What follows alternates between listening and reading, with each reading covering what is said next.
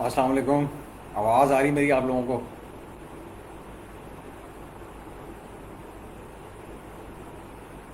Kindly अगर कोई type कर देगा तो।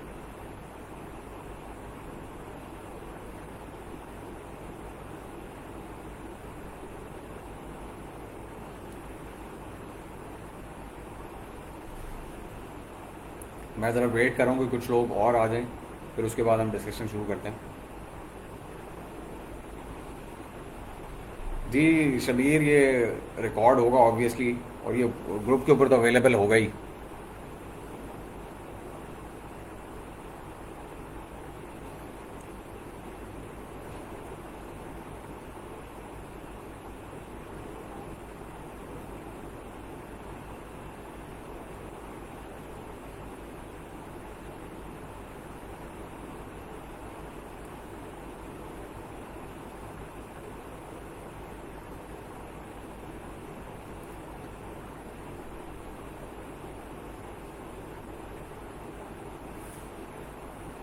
कोई ज़रा मुझे बता देगा कि आवाज़ आ रही है आप लोगों को?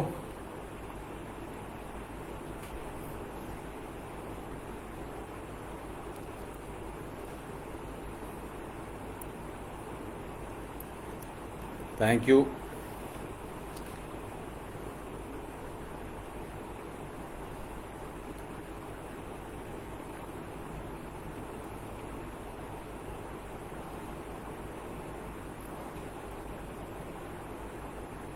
मेरे ख्याल में काफ़ी सारे लोग इकट्ठे हो गए हैं, तो शुरू कर ही लें।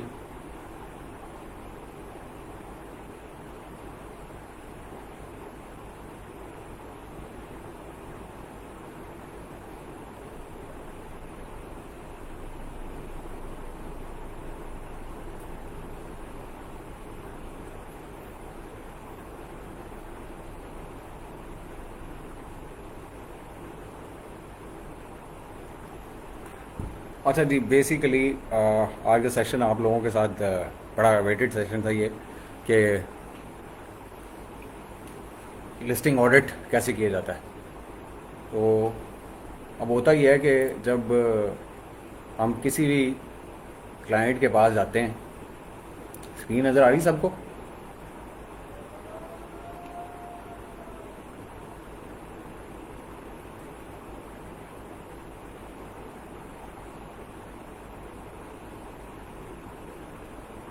अच्छा जी, तो होता ही है बेसिकली कि जब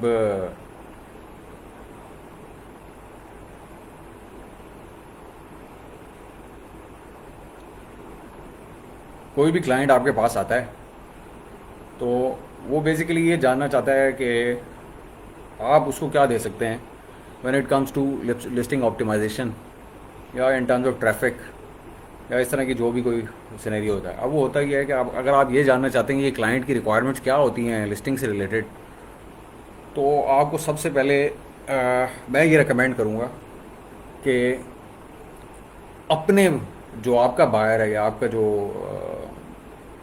क्लाइंट है, उसका पर्सोना आपको बिल्ड करना है। तो उसका बेहतरीन तरीका ये होता है कि आप या तो अपवर्क के ऊपर जाएं और उसके ऊपर जाके लिस्टिंग ऑप्टिमाइजेशन या लिस्टिंग कंटेंट या कंटेंट राइटिंग या अमेज़ॉन एसईओ, कोई भी कीवर्ड सर्च करें, उसमें देखें लोगों की रिक्वायरमेंट्स क्या हैं।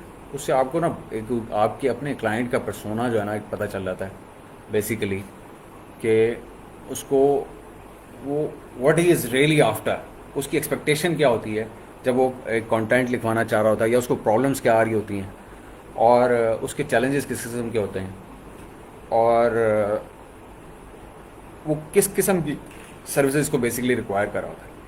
अब अनफॉर्चुनेटली होता ही है, हम ये लोग सारे ये समझते हैं कि जब लिस्टिंग कोई भी बंदा कराने के लिए आ रहा है, तो उसका मकसद सिर्फ ये है कि किसी तरीके से बस हम उसको जो है ना एक कंटेंट लिख के एक एस चैन से जो है ना हम कीवर्ड्स की रिसर्च करें और वो डालें उसकी लिस्टिंग के अंदर, और उसको कहें कि जी ये लें जी आपकी लिस्टिंग ऑप्टिमाइज़ होगी। अच्छा, लिस्टिंग ऐसे ऑप्टिमाइज नहीं होती। लिस्टिंग की ऑप्टिमाइजेशन जो है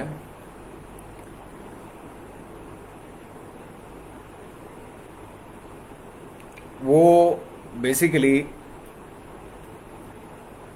it's lot bigger than would normally take it as.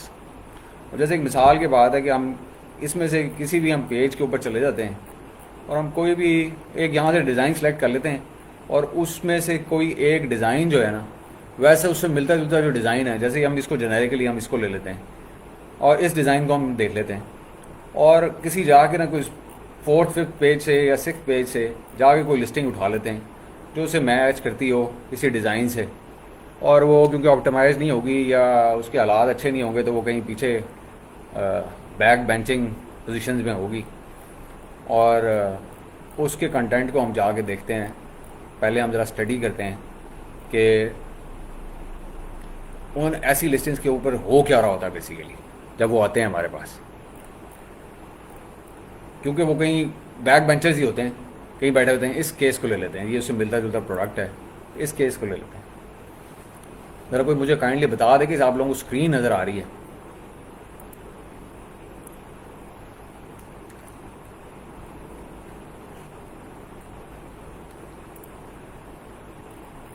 Kindly कोई कमेंट कर देगा कि स्क्रीन नज़र आ रही है आप लोगों को?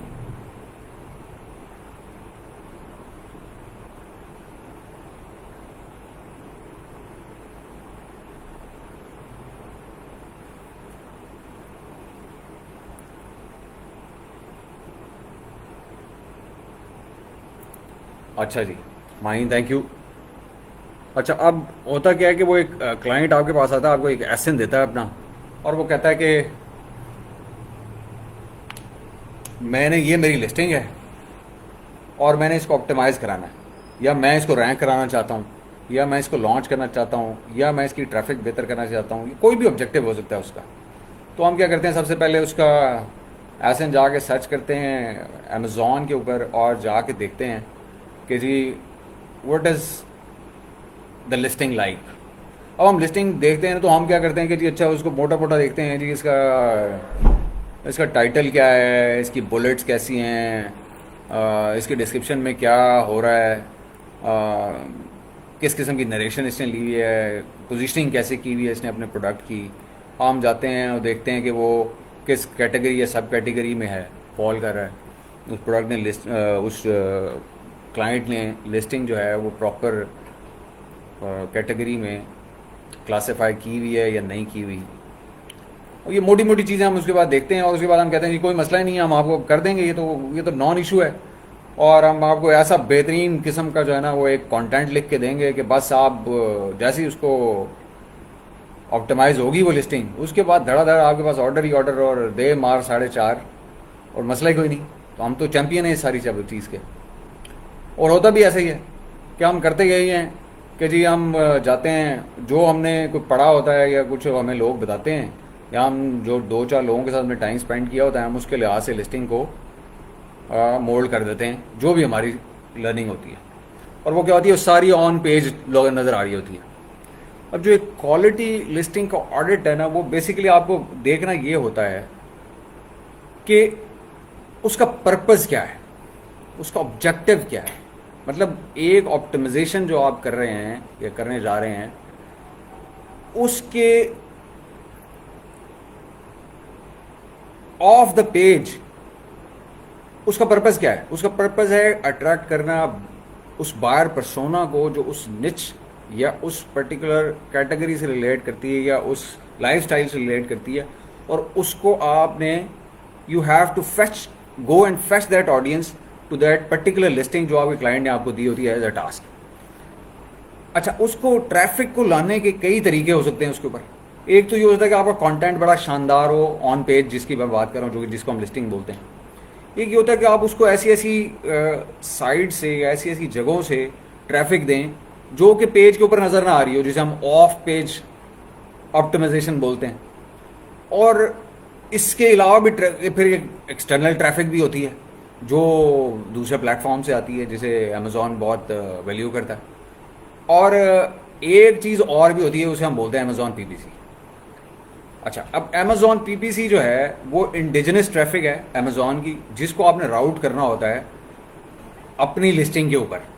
वो आप कब कर पाते हैं, जब आप अमेज़ॉन A9 को ये रियलाइज़ करा पाते हैं कि जी जो मेरी लिस्टिंग है वो बेसिकली हर उस पर्सोना, बायर पर्सोना से मैच करती है, या हर उस कस्टमर की इंटेंट से मैच करती है जो वो ऑल सर्च बार में जाके यहाँ पे टाइप कर रहा है। जैसे मैंने गार्लिक प्रेस किया, अगर मैं यहाँ गार्लिक प्रेस स्टेनलेस स्टील करता तो ये मेरे जो भी listings garlic press stainless steel को जिन्होंने कवर किया हुआ है फ्रंट एंड या बैक एंड के ऊपर, वो पॉप होती। अब मैं करता कि जी मिसाल के तौर पे किसी ब्रांड को मैं उठा लेता हूँ। जैसे उस दिन मैं बात कर रहा था कि जी एक ब्रांड था गार्जेक का गार्लिक प्रेस। अब कोई बंदा आया ही गार्लिक प्रेस लेने के लिए, गार्जेक का है, फर्ज करिए लाइट वाला वर्जन में लेना चाहता हूँ इसको। अच्छा जी, अब इस पे जो भी लिस्टिंग्स जो है ना, इसके ऊपर गार्जेट के लिहाज से हुई हुई हैं या इस कीवर्ड के राउंड अबाउट हुई हुई हैं, वो यहाँ पॉप हो रही हैं सारी की सारी, इससे मिलती जुलती। वो ब्रांड खुद भी है, उसकी कॉपीज़ भी हैं, पीएल जिन्हें बोलते हैं। और उस जो कस्टमर की इंटेंट है कि वो गार्जेट का लेना चाहता है गार्लिक प्रेस, उसको मैच करते हुए जो भी फ्रंट एंड या बैक एंड पे ऑप्टिमाइजेशन हुई हुई है, उसके लिहाज से वो मुझे पॉप करेंगे लिस्टिंग्स। इसमें आप देख रहे हैं कि शुरू में कुछ स्पॉन्सर एड्स भी आ रहे हैं जिन्होंने इस कीवर्ड को कहीं टारगेट किया हुआ है या सिलेक्ट किया हुआ है, वो यहाँ पे शो हो रही हैं आपके पास लिस्टिंग्स। अच्छा, अब इसमें जो पहला स्टेप आपको करना होता है ना, जब आपके पास कोई भी लिस्टिंग ऑडिट के लिए आती है, तो मैं ये कहता हूँ कि जी सबसे पहले उसके अंदर आप जाएं और जाके आप सबसे पहले ना, उसकी एक चीज़ होती है कैटेगरी लिस्टिंग रिपोर्ट। वो कुछ इस तरह की चीज़ होती है। जब ज़रा मुझे काइंडली बता दीजिएगा कि कैटेगरी लिस्टिंग रिपोर्ट अगर आपको नज़र आ रही है या नहीं आ रही, तो ज़रा मुझे काइंडली कंफर्म कर दीजिएगा ताकि मैं देख लूँ कि सब फॉलो कर रहे हैं यहाँ पे स्क्रीन को बेसिकली।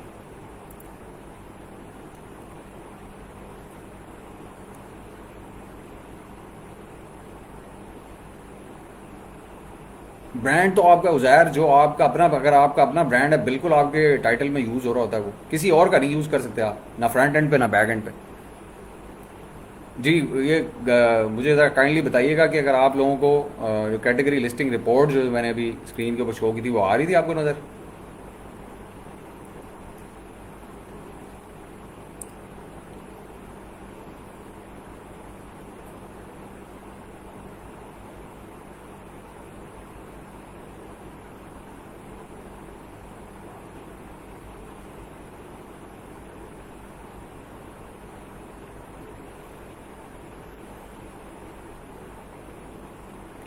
अच्छा जी, तौसीफ, शुक्रिया आपका।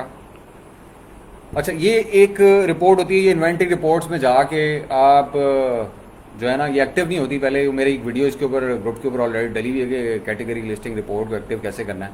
आप बेसिकली इसको पूरे एक अकाउंट की कैटेगरी लिस्टिंग रिपोर्ट जो है, ये एक रिपोर्ट वो कर लेते हैं, जो कि बैक एंड और फ्रंट एंड दोनों एक एक्सेल के या फ्लैट फाइल फॉर्मेट के अंदर, इसको प्रोडक्ट फीड फाइल हम बोलते हैं, इस फॉर्मेट में ना वो आपको सारी की सारी लिस्टिंग जो है वो डाउनलोड करके दे देता है। मिसाल के तौर पे अब इसमें से कोई भी एक हम उठा लेते हैं कोई प्रोडक्ट और उसको देख लेते हैं। मिसाल के तौर पे हम करते हैं कि यही सैंडविच बैग ही उठा लेते हैं। ये एक ब्रांड है जो ये बेच रहा है TR thick freezer safe sandwich bags for food and what ever. अच्छा,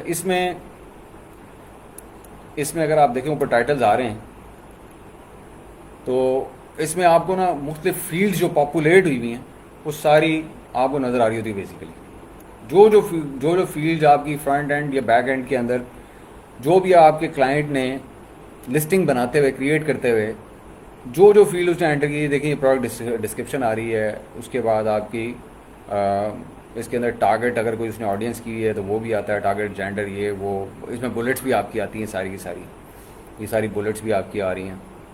जो भी आइटम टाइप कीवर्ड हो वो भी आपका आ रहा होता है। हर चीज़ उसका फ्रंट और बैक एंड एक ही जगह के ऊपर आपको पूरा ये बुलेट्स आ रही हैं। देखें, ये बुलेट्स आ रही हैं आपकी, उस जो भी उसने बुलेट्स की रखी हुई हैं। और इस तरह हर जो फील्ड बैक एंड पे इस सब कैटेगरी के अंदर जिसको उसने सेलेक्ट किया हुआ है इस प्रोडक्ट के लिए, उसके ब्राउज ट्री गाइड के अंदर जो भी उसकी स्टाइलिंग है उसकी कैटेगरी सब कैटेगरी के अंदर, वो सारी उसके लिहाज से जो फील्ड्स हैं वो यहाँ पॉपुलेटेड हुई हुई नज़र आ रही होती है। जो उसे अप्लाई नहीं करती उस कैटेगरी में वो ये ग्रे हुई हुई होती हैं, जो अप्लाई करती हैं वो वाइट में होती हैं, और अगर वो खाली हैं तो इसका मतलब वो ऑप्टिमाइज़ होने वाली हैं, और अगर वो खाली नहीं हैं उनमें कोई डाटा है तो उसमें वैल्यूज़ जो डली हुई हैं क्या वो वैलिड वैल्यूज़ हैं या नहीं हैं। अब ये जब स्क्रीन पे आपके पास आती है, अब ये जैसे अब हम देख रहे हैं कि इंटेंडेड यूज़, अब ये एक नज़र आ रहा होगा इंटेंडेड यूज़ है। ये इंटेंडेड यूज़ बेसिकली क्या है कि जी यार ये कहाँ यूज़ होता है, तो अगर इसका ड्रॉप डाउन वो करेंगे तो इसके ना आपको मुख्तलिफ जो टोटल इस फील्ड की अक्रॉस द बोर्ड जो वैलिड वैल्यूज़ है ना वो सारी यहाँ आ रही होती हैं, वो इस ड्रॉप डाउन में आपके पास आ रही होती हैं। अगर आप यहाँ से नहीं ले देखना चाहते तो आप ये वैलिड वैल्यूज़ का टैब है इसके अंदर चले जाएं और यहाँ पे इंटेंडेड यूज़ जो है उसको सर्च कर लें कि इंटेंडेड यूज़ जो है, अब ये इंटेंडेड यूज़ है यहाँ पे आपको सारी नज़र आ रही है कि वो कहाँ कहाँ इंडोर है आउटडोर कहाँ यूज़ होनी है क्या क्या करना है। अब लोग क्या करते हैं नॉर्मली जो है ना अपनी वर्डिंग्स के अंदर अपनी चीज़ें बीच में डाल देते हैं और फिर कहते हैं कि जी वो लिस्टिंग ऑप्टिमाइज नहीं है, लिस्टिंग सर्च नहीं हो रही। अब बात ये है कि जो बंदा ब्राउज़ फंक्शन यूज़ करेगा अमेज़ॉन का और वो किचन के थ्रू आ रहा होगा, इस कैटेगरी के थ्रू आ रहा होगा, मेन कैटेगरी किचन के ज़रिए, वो ब्राउज़ के फंक्शन के तहत ना आपकी इस लिस्टिंग तक नहीं पहुंच सकेगा अगर ये वैलिड वैल्यू उसके अंदर किचन की नहीं डली हुई होगी तो, या आपने कोई और डाली हुई होगी तो। और इसी तरह A9 भी कंफ्यूज होगा कि कुछ फील्ड आपकी वैलिड डली हुई होंगी कुछ नॉन वैलिड होंगी, तो वो A9 जो ऑप्टिमाइजेशन करने के लिए जो उसको जो बेसिक रिक्वायरमेंट्स होती हैं वो उसकी पूरी नहीं हो रही होती। तो अल्टीमेटली होता क्या है, अल्टीमेटली ये होता है कि जी वो कंफ्यूज फॉर्मेट में रहते हुए A9 उसको इंडेक्स तो कर लेता है, लेकिन जब आप ऑटो चलाते हैं उसके ऊपर कैंपेन तो वो प्रॉपर जगहों के ऊपर उसको शो नहीं करता, पॉप नहीं करता, जिसकी वजह से आपकी एक और ज़ाया होती है। इसी तरह जब कस्टमर सर्च कर रहा होता है तो कस्टमर को भी सर्च करते हुए ना वो आपकी लिस्टिंग नहीं मिल रही होती अगर वो किसी ऐसे क्राइटेरिया पे सर्च कर रहा है जो कि एक नॉन क्राइटेरिया जिससे नॉर्मली यूज़र उस क्राइटेरिया को यूज़ करते हुए पहुंचते हैं लिस्टिंग्स तक, तो भी आपकी लिस्ट वहाँ पॉप नहीं हो रही होती।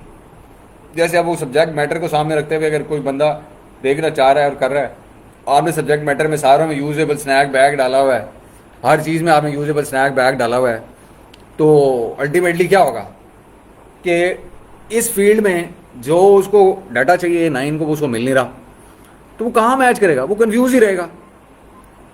तो जो बैक एंड की ऑप्टिमाइजेशन है कि it's crucial internal on Amazon indigenous जो ट्रैफिक है उसके लिए ये टॉप नॉच प्रायोरिटी होनी चाहिए एक लिस्टिंग ऑप्टिमाइज़र या लिस्टिंग ऑप्टिमाइजेशन एक्सपर्ट की, कि ऑन अमेजॉन इंडिजिनस ट्रैफिक के लिए जो ब्राउज उसकी ट्री गाइड है उसके लिहाज से जो ये बैक एंड के फील्ड्स हैं ये सारे के सारे प्रॉपरली ऑप्टिमाइज्ड हों, उनमें वैलिड वैल्यूज़ होनी चाहिए। ये पहली चीज़ है। और वो आप चेक कहाँ से करते हैं कि जी वो है कि नहीं है या उसने क्या किया हुआ है क्लाइंट ने, वो आप उसकी कैटेगरी लिस्टिंग रिपोर्ट डाउनलोड करते हैं और उसमें उसका वो एसन जो है वो ड्रिल डाउन करते हैं और उस ड्रिल डाउन एसन में एक रो के अंदर उसका पूरा डाटा आ रहा होता है और उसमें आप देखते जाते हैं और उसमें जहाँ जहाँ वैल्यू वैलिड नहीं होती उसको आप हाईलाइट कर लें, बोल्ड कर लें, कुछ भी कर लें, आप उसको आइडेंटिफाई कर लें। आइडेंटिफाई करने के बाद आपको पता चल जाएगा कि कहाँ कहाँ डेफिशिएंसीज हैं और कैसी कैसी डेफिशिएंसीज हैं।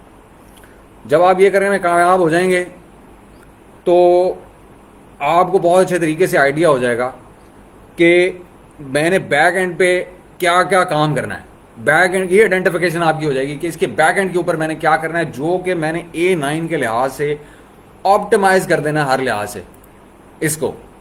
अच्छा, ये चीज़ें मैं क्यों आपको बता रहा हूँ पहले, क्योंकि पहले हम टारगेट कर रहे हैं ऑन अमेजॉन ट्रैफिक को, हम ऑप्टिमाइज करना चाह रहे हैं या लिस्टिंग को कि जो ट्रैफिक का जो उसका ऑब्जेक्टिव है उसको मीट करने के लिए इंडिजिनस ट्रैफिक के लिए हम ये चाह रहे हैं कि वो लिस्ट हर उस वैलिड वैल्यू से हर फील्ड में मौजूद हो जिसके थ्रू उसको सर्चेबल बनाया जा सकता है अमेजोन के ऊपर, उसमें वैलिड वैल्यू होनी चाहिए। यस बिल्कुल अदील, आप इसको जैसे ही आप लिस्ट क्रिएट करते हैं आप कैटेगरी लिस्टिंग रिपोर्ट डाउनलोड कर सकते हैं। इसको एक्टिवेट कराना पड़ेगा आपको सेलर सपोर्ट से। सेलर सपोर्ट को सिर्फ 3 लफ्ज़ लिख के भेज दें, एक केस खोल के अदर सेलिंग इश्यूज़ में या अदर इश्यूज़ में, उसमें लिख के भेजें उन्हें कि जी कैटेगरी लिस्टिंग रिपोर्ट, बस इतना लिख के भेज दें। वो आपको जो है ना 1 हफ्ते के लिए आपकी कैटेगरी लिस्टिंग रिपोर्ट जो है ना आपको अलाउ कर देंगे। आप इन्वेंट्री रिपोर्ट्स में जाएंगे, वहाँ से डाउनलोड कर लेंगे और फिर ये आपके सामने आ जाएगी। और फिर इसके अंदर आपने ऑप्टिमाइजेशन करनी है। अच्छा, इसमें आपने ये ख्याल करना है कि इसमें जो अभी आपको फ्रंट एंड को आप छोड़ दें, बुलेट्स क्या हैं, उसका टाइटल क्या है, आपने जो चीज़ें इसमें इंपॉर्टेंटली जो चीज़ें पूरी करनी है वो क्या करना है आपने। सबसे पहले अगर आपका आइटम टाइप कीवर्ड आप किसी आके ऐसी मार्केट प्लेस में जैसे कि यूएसए में आइटम टाइप कीवर्ड बहुत इंपॉर्टेंट है, तो सबसे पहले आप उसको प्रॉपरली पॉपुलेट करें उसको वहाँ पे। जैसे अब ये स्नैक बैग्स जो हैं ये बेसिकली फूड स्टोरेज कंटेनर्स हैं, एक फूड स्टोरेज ऑर्गेनाइजर्स हैं। तो इसका जो आइटम टाइप कीवर्ड है ना वो यही होना चाहिए, बजाय इसके कि स्नैक यूजेबल बैग्स को ट्राई करने की कोशिश करें या कुछ और डालने की कोशिश करें, तो वो उससे मैच नहीं करेगा ऑब्वियसली जो उनकी ब्राउज ट्री गाइड है।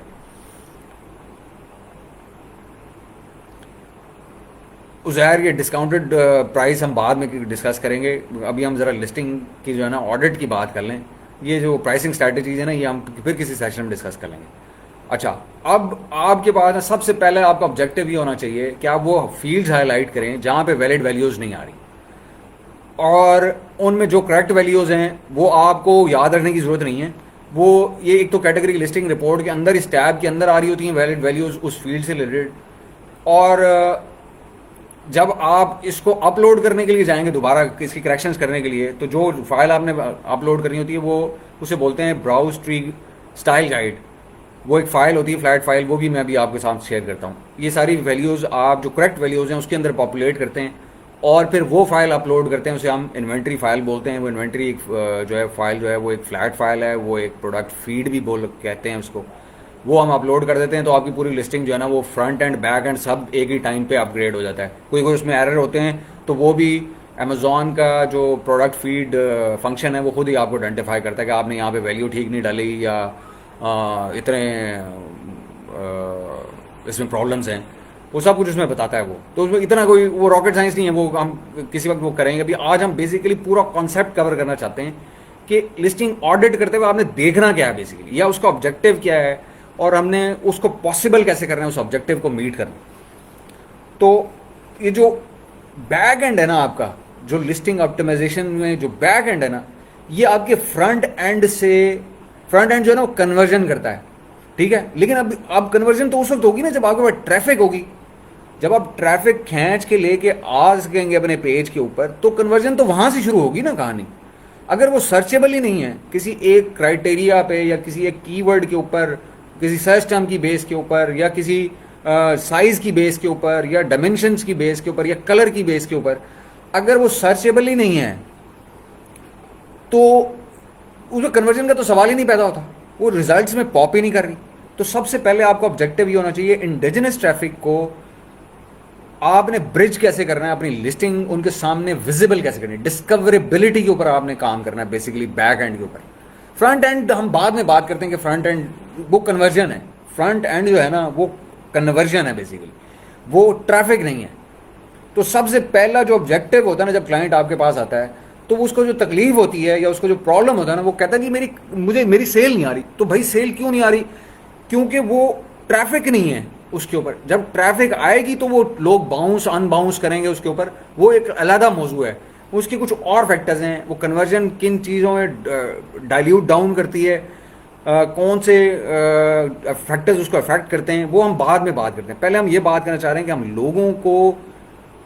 लोगों के लिए अपनी लिस्टिंग या अपने क्लाइंट की लिस्टिंग को डिस्कवरेबल करना चाहते हैं। हम चाहते हैं कि किसी तरीके से रिजल्ट्स जो कोई भी किसी भी तरीके से कस्टमर जो है अमेज़ॉन के ऊपर रहते हुए उसको सर्च करे, वो ब्राउज ट्री के थ्रू करे, यानी कि जो कैटेगरी के अंदर जाके करे, बेस्ट सेलर्स के थ्रू जाके करे, किसी तरह से करे, कीवर्ड के थ्रू करे, सर्च बार में करे, जेनेरिक कीवर्ड से करे, वो स्पेसिफिक कीवर्ड से करे, इंटेंट कीवर्ड हो, इन्वेस्टिगेटिव हो, कुछ भी हो, ट्रांजैक्शनल हो, आपको हर किस्म के क्वेरी के अगेंस्ट आपकी लिस्टिंग को शो होने के लिए ऑप्टिमाइज्ड होना चाहिए। वो ऑप्टिमाइज किस सूरत में होती है, जब उसका बैक एंड और फ्रंट एंड दोनों जो हैं वो ऑप्टिमाइज हों, और उसकी जो दाग बैल है, जो उसकी बेसिस है, वो आपका होता है back and. Start back and से होता है, जो फ्रंट पे नज़र नहीं आ रहा होता। फ्रंट पे तो आपकी वो जो आपने काशीकारी की भी होती है, उसकी नोक पलक सीधी की भी होती है, जो आपने अपनी अप्रोच रखी होती है, आइडिया रखा होता है, या कोई और आपके कोई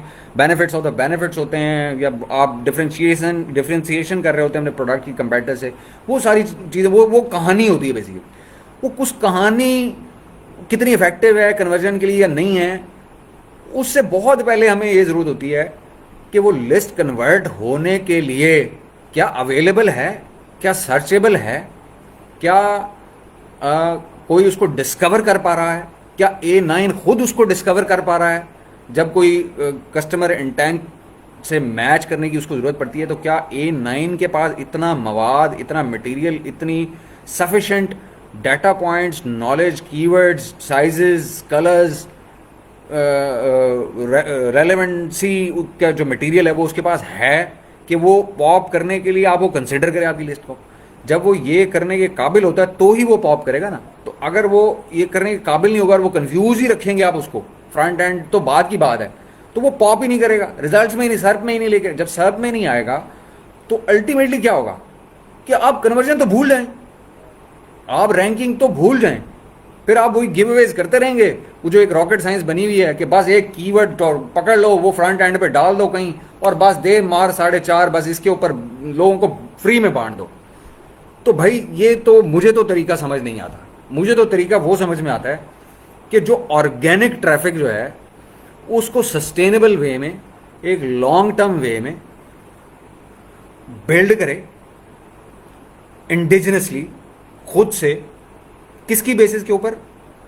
लिस्टिंग ऑप्टिमाइजेशन की बेसिस के ऊपर। लिस्टिंग ऑप्टिमाइजेशन इंतहाई ज़रूरी है। देखें, जब इंडेक्सिंग करने के लिए A9 को जाना होता है तो इंडेक्सिंग करने के लिए वो बेसिकली आप क्रॉल करता है आपकी लिस्टिंग के फ्रंट एंड को और आपकी बैक एंड को, ठीक है।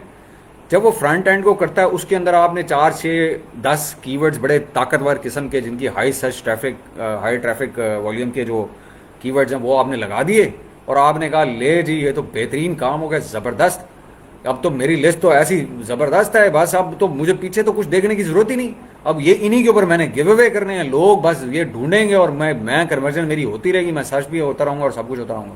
ठीक है, बिल्कुल होंगे आप, उस वक्त तक होंगे जब आप पैसे लोगों को खिलाते रहेंगे, उन्हें दे के पैसे भेजते रहेंगे कि जाएं भाई ये लिंक है जाकर खरीदें, या ये SFB कर लें और जाएं ये इन कीवर्ड्स के ऊपर, आप क्योंकि मैंने रैंक होना है तो आप बस इसके ऊपर कन्वर्ट होते रहें, बस ठीक है। जब तक आप होते रहेंगे सब अच्छा है। अब बात ये है, PPC में हर बंदा आपको ये क्यों कहता है कि आपकी लिस्ट ऑप्टिमाइज्ड होनी चाहिए? हर बंदा ये क्यों कहता है कि जी लो हैंगिंग कीवर्ड्स के ऊपर काम करो अगर तुमने कन्वर्जन्स लेनी है? वो इसलिए कहता है कि लो हैंगिंग कीवर्ड्स को कोई भी सब फ्रंट एंड की लिस्टिंग में डालते नहीं। हर बंदे की ख्वाहिश ये होती है, हर क्लाइंट ये चाहता है, हर सेलर ये चाहता है कि जी बस मैं बड़े बड़े कीवर्ड्स के ऊपर रैंक भी हो जाऊं और विजिबल भी हो जाऊं, बस दैट इज इट।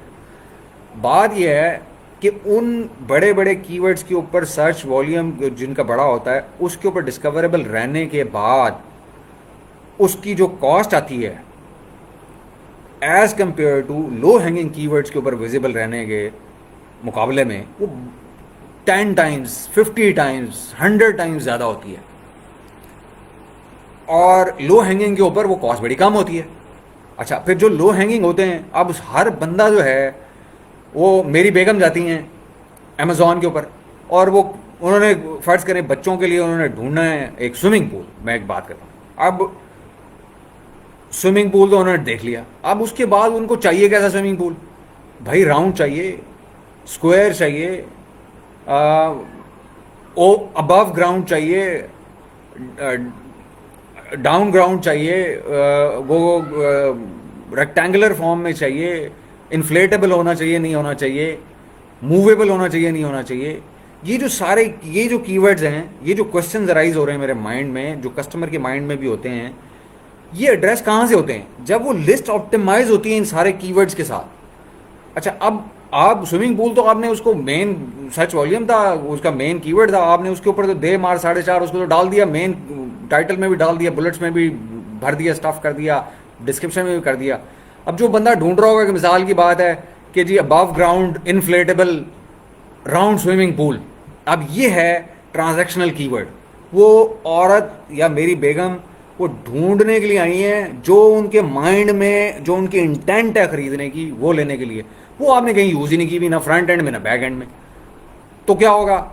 अब वो जब वो ये टाइप करेंगी तो जो जो लोग इस पर्टिकुलर सर्च टर्म को या क्वेरी को टारगेट कर रहे होंगे वो पॉप कर जाएंगे। और हो सकता है अगर आप उसमें कर रहे हो तो क्यों कंपटीशन बड़ा कम होगा, तो हो सकता है आप टॉप पे रैंक हुए हुए हो उसके अंदर और आप ही कन्वर्ट हो जाएं। लेकिन जब आप जाते हैं स्विमिंग पूल के ऊपर तो पता लगता है 10,000 वहां पे कंपेटिटर्स बैठे हुए थे।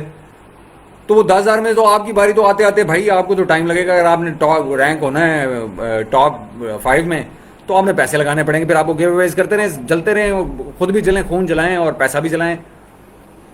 तो ये जो ट्रैफिक, इंडिजिनस ट्रैफिक को अपनी डाइवर्ट करना है अपनी लिस्टिंग के ऊपर, ये सबसे बड़ा ऑब्जेक्टिव है जो कि बगैर पैसा लगाए, बगैर पैसा लगाए आप लिस्टिंग का एक प्रॉपर ऑडिट करके जनरेट कर सकते हैं और मल्टीप्लाई कर सकते हैं उस ट्रैफिक को। फर्ज करें आप टॉप 10 कीवर्ड्स करें, उनका सर्च वॉल्यूम है से लेट से 150,000, वो आपने फ्रंट एंड पे डाले हुए। इस तरह कोई मिलते जुलते 1,00,000-1.5 के सर्च वॉल्यूम के हाई सर्च वॉल्यूम कीवर्ड जो हैं वो आपने सर्च टर्म्स में भी डाल दिए। 249 बिट बाइट्स जो होती हैं वहाँ पे आपने इस पेज में डाल दिया और आपने कहा ले भाई बस बेहतरीन हो गया, मेरी जो लिस्टिंग है ना ये 3 लाख सर्चेस के लिए ऑप्टिमाइज्ड है। 3 लाख सर्च वॉल्यूम, इसका मतलब है डेली 10,000 जो है ना आप आराम से सर्चेज हो रही तो मैं पॉप होना शुरू हो जाऊँगा। और आप बाकी सारे वो जो फील्ड्स और फीचर्स और साइजेस और शेप्स और कलर्स, उनकी सारी ट्रैफिक को जिस पे टका आपने नहीं लगाना होता आप उसको छोड़ देते हैं क्योंकि आपको समझ ही नहीं आती, या आप उसको पूरी तरह वैलिड वैल्यूज़ डालनी नहीं आती, या आपको वो A9 को बताना नहीं आता कि मेरी लिस्ट को कैसे पॉप करना है वैलिड वैल्यूज़ डाल के। तो अल्टीमेटली क्या होता है कि आप तो वो 3 लाख के ऊपर खेलने की कोशिश करते रहते हैं जो कि हाई सर्च वॉल्यूम तो होते हैं लेकिन हाई कंपटीशन भी होते हैं, वो जो प्रोडक्ट्स भी बहुत ज़्यादा कम्पीट कर रहे होते हैं। तो आप वो जो लो हैंगिंग कीवर्ड्स हैं या जो क्राइटेरिया हैं या इंटेंट के जो कीवर्ड हैं, जो ट्रांजैक्शनल कीवर्ड जिनको बोलते हैं, जिनसे लोग सर्च करने की कोशिश कर रहे होते हैं कि बस इसी तरीके की चीज़ हमने खरीदनी है, उनको आप वैसे ही फॉरगो कर रहे होते हैं।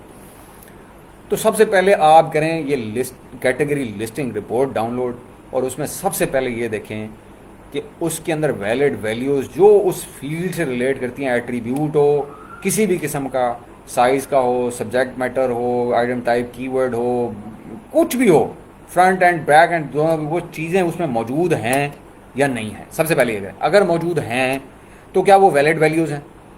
अगर वो वैलिड वैल्यूज़ नहीं हैं तो उनको वैलिड वैल्यूज़ में कन्वर्ट करें। अब उसे करने के लिए, और उसके लिए एक और फाइल यूज़ होती है, वो भी मैं उसकी तरफ जाता हूँ। उसकी हर फील्ड को जो वाइट में आपको नज़र आ रही है, जैसे ये वाइट में नज़र आ रही है आपके सामने, ये वाइट वाली सारी फील्ड्स आपने पॉपुलेट करनी हैं और उसकी वैलिड वैल्यूज़ आपको वहीं से मिल जाएंगी जो आपके साथ टेम्पलेट में फ़ाइल में पड़ी हुई होंगी। अगर इसमें नहीं है तो वो जो हम इन्वेंट्री फाइल डाल रहे होंगे उसमें आपको ज़रूर मिल जाएंगी, वो भी हम उसकी तरफ चलते हैं। तो पहला काम तो आपने ये करना है। अब आप मेरी बात को समझें, मैं एक बार दोबारा इसको थोड़ा सा राउंड अप कर लेता हूँ इसका। जब एक क्लाइंट आपके पास आता है, वो किसी भी पेज के ऊपर हो, किसी भी ऑर्गेनिक पोजीशन के ऊपर हो, भले उसकी कोई पोजीशन ना हो, वो नज़र ही ना आता हो, उसकी लिस्टिंग को सबसे पहले आपने डिस्कवरेबल करना है। क्योंकि जब तक वो डिस्कवरेबल नहीं होगी ना तो वो कन्वर्ट हो सकती है, ना वो रैंक हो सकती है। तो उसको करने के लिए आपको सबसे पहले उस ट्रैफिक को टारगेट करना है जो अमेज़ॉन पे मौजूद है और इस प्रोडक्ट को ढूंढ रही है। बस बॉटम लाइन ये है। और वो होती है जब आप लिस्टिंग ऑप्टिमाइज करते हैं, उसका फ्रंट एंड भी और बैक एंड भी। तो बैक एंड के जो फील्ड है, अभी फ्रंट एंड की तरफ मैं भी आता हूँ थोड़ी देर में। बैक एंड में वो फील्ड्स जिनका टाइटल से कोई ताल्लुक नहीं, जिनका बुलेट से कोई ताल्लुक नहीं, जिनका डिस्क्रिप्शन से कोई ताल्लुक नहीं, इन 3 चीज़ों को छोड़ के बाकी जो सारी फील्ड्स हैं वो यहाँ से आपको कैटेगरी लिस्टिंग से आपको नज़र आ रही होंगी कि वो वैलिड वैल्यूज़ में डली हुई हैं, नहीं अगर या नहीं भी डली हुई तो उनको मैंने डालना है तो क्या वैल्यूज़ मैंने डालनी, ये चीज़ें आपको यहाँ नज़र आ रही होंगी। ये बैक एंड फ्रंट एंड दोनों दिखाता है, लेकिन आपने इसको बैक एंड के लिए आप यूज़ कर लें फ़िलहाल। ठीक है जी। उसके बाद जब आप ये सारा काम कर लेते हैं तो आपको जहाँ पे आप इन्वेंट्री का आपका मेन्यू है उसको आप क्लिक करेंगे तो वहाँ पे एक आता है ऐड अ प्रोडक्ट विया अपलोड। वो जो विया अपलोड है उसमें आप जाते हैं और अपना मेन कीवर्ड सर्च करते हैं तो उसमें अंदर आपको वो पूरी एक ब्राउज ट्री दिखाता है, अमेज़ॉन की कैटेगरी सब कैटेगरी सारी दिखाता है, और उसके अंदर जाके आपने अपनी browse tree style guide file जो है वो डाउनलोड करनी होती है। वो आप मैं किसी वक्त जो है ना आपको वैसे दिखा दूंगा किसी अकाउंट के ऊपर, लेकिन अभी आप अपने जहन में सिर्फ ये नोट कर लें। वहाँ से आप वो डाउनलोड कर लेते हैं और वो फाइल कैसी होती है, वो फाइल ऐसी होती है जी, ये होती है वो फाइल बेसिकली। ये उसमें एक एग्जांपल डली हुई होती है कि जी फाइल कैसे आप बनाते हैं। ये बेसिकली वो कैटेगरी लिस्टिंग रिपोर्ट ही है एक किस्म की, लेकिन वो इसका डाउनलोड सेक्शन था, डाउनलोड साइड थी, ये अपलोड साइड है। इसमें डाटा डेफिनेशन आ रही होती हैं कि जी हर फील्ड का पर्पस भी लिखा हुआ आ रहा होता है, जो कि उस दिन भी मैं अक्सर इसमें पोस्ट करता रहा हूँ ग्रुप के ऊपर कि जी आइटम टाइप कीवर्ड, जैसे मैं उस दिन कह रहा था कि जाके पढ़ें जी आइटम टाइप कीवर्ड। अगर आप इसमें सर्च करते हैं आइटम टाइप, इसमें नहीं आ रहा, ये कोई पता नहीं मैंने कहाँ की मैंने वो की हुई है।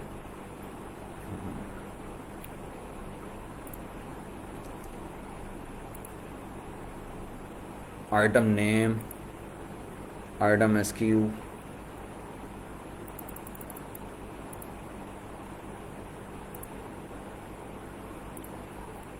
अच्छा बहरहाल आप इसमें ढूंढेंगे ना वो आपको सारी चीज़ें मिल जाती हैं। होना तो यहाँ पे चाहिए, ठहरे मुझे देखने दें एक नज़र। ये है तो ये यूएस नहीं यार, ये कनाडा की ये फाइल है, मुझे याद आ गया, ये कनाडा की फाइल है। अच्छा इसमें नहीं है आइटम टाइप। अच्छा अब ये उसकी वो जगह, ये टेम्पलेट लिखा हुआ है इसके ऊपर, ये टेम्पलेट है, ये टेम्पलेट है। ये ब्राउज डाटा इसके अंदर आ रहा होता है कि ब्राउज डाटा क्या है कि आपका ट्री क्या है इस वक्त। ये जो आपने फाइल डाउनलोड की है ये किस ट्री गाइड के थ्रू आपने की हुई है, या वो kitchen home and kitchen, kitchen and dining, kitchen storage organization, kitchen storage organization sets आपको नजर आ रहे हैं। ये वैलिड वैल्यूज़ भी यहाँ पे भी आ रही हैं, और ये सारी इस सब कैटेगरी या कैटेगरी से रिलेटेड जो वैलिड वैल्यूज़ हैं ना वो सारी यहाँ पे आ रही हैं। देखिए सब पॉपुलेट हुई हैं, साइजेस ये वो हर चीज़ इसके अंदर पॉपुलेट हुई है, ईच एंड एवरीथिंग। अच्छा इसमें ये ख्याल रखना कि ये जो रेड में ये जो चीज़ें आ रही होती हैं ये ऑमिट नहीं कर सकते आप। ये अगर ऑमिट करेंगे तो फाइल अपलोड नहीं करने देगा आपका जो प्रोडक्ट फीड फंक्शन है अमेज़ॉन। ये रेड वाली आप इनको आप एक्सक्लूड नहीं कर सकते। यहाँ पे जो टेम्पलेट में जहाँ भी आपको ये नज़र आएगा, ये पिंक वाली भी नहीं कर सकते आप और रेड वाली भी नहीं कर सकते, यहाँ पे भी ये नज़र आ रही होती है।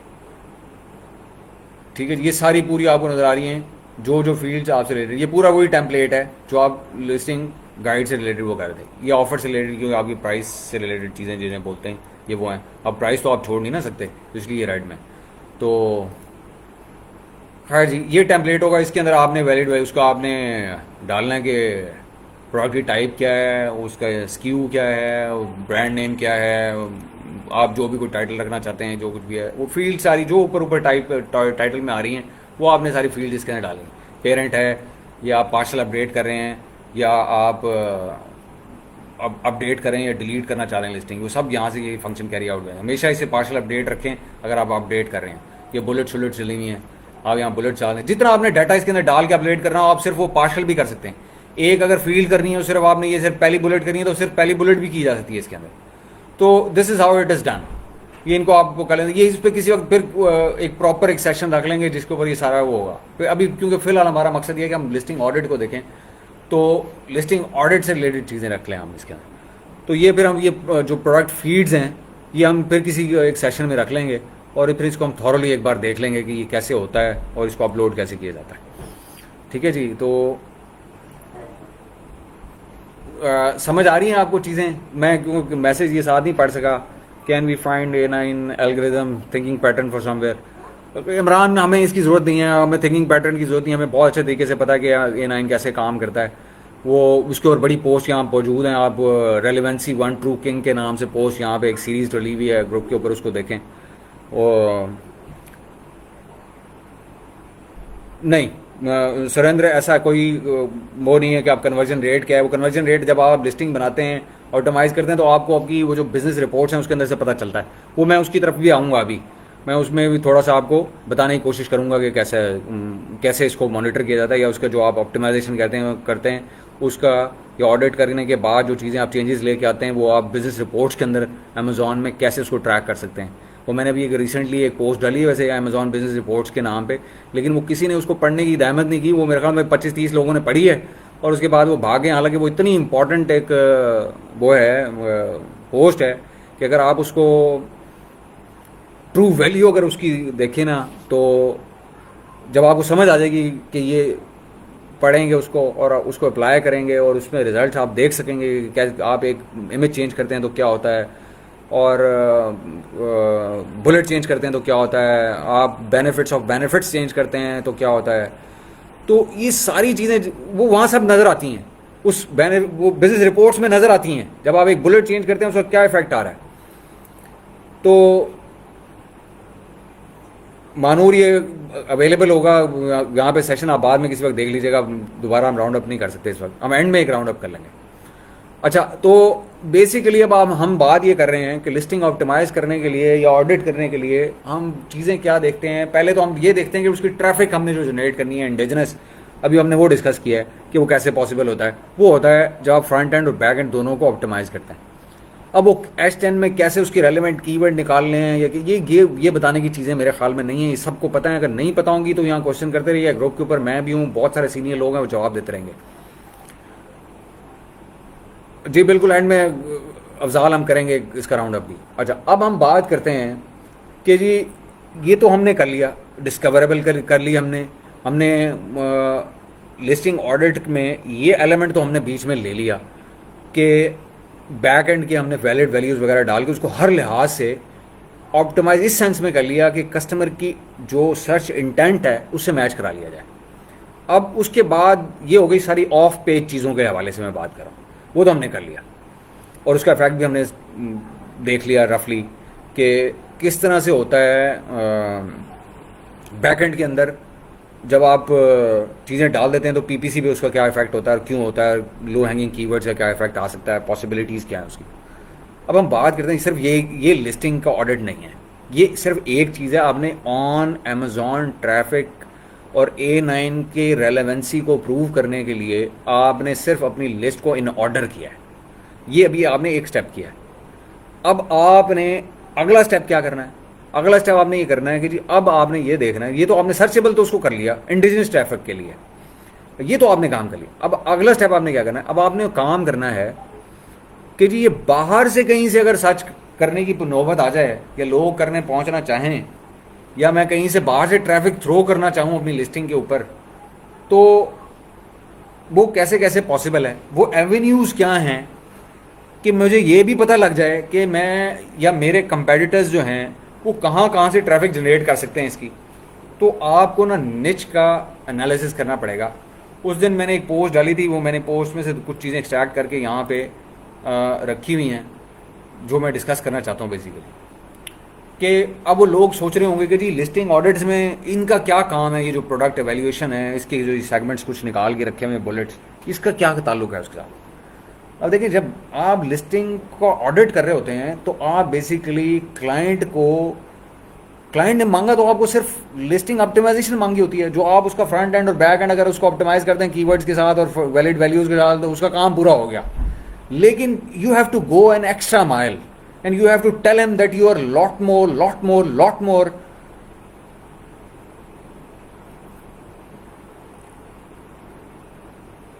Profitable for him to work with on different other avenues जो कि अमेजोन से रिलेट करते हैं। मिसाल के तौर पे अब मैं जाता हूँ एक डिपार्टमेंटल स्टोर के ऊपर और मैं वहाँ से जाके रैक से एक फ़र्ज़ कर लेते हैं मैं एक शैम्पू उठाता हूँ, फ़र्ज़ कर लेते हैं कोई भी मैंने शैम्पू ले लिया, लेट से निविया का मैंने शैम्पू लिया, और मैं जब काउंटर पे पहुँचा और उसको मैं पंच करवाने लगा तो उसने कहा जी ये निविया आपने लिया है, ये 400 ml की बॉटल है, इसके साथ ना इनकी एक प्रोमो चल रही है, ये लें, इसके साथ जो है ना ये कंडीशनर आपको फ्री मिलेगा। तो क्या मेरा what would be my first,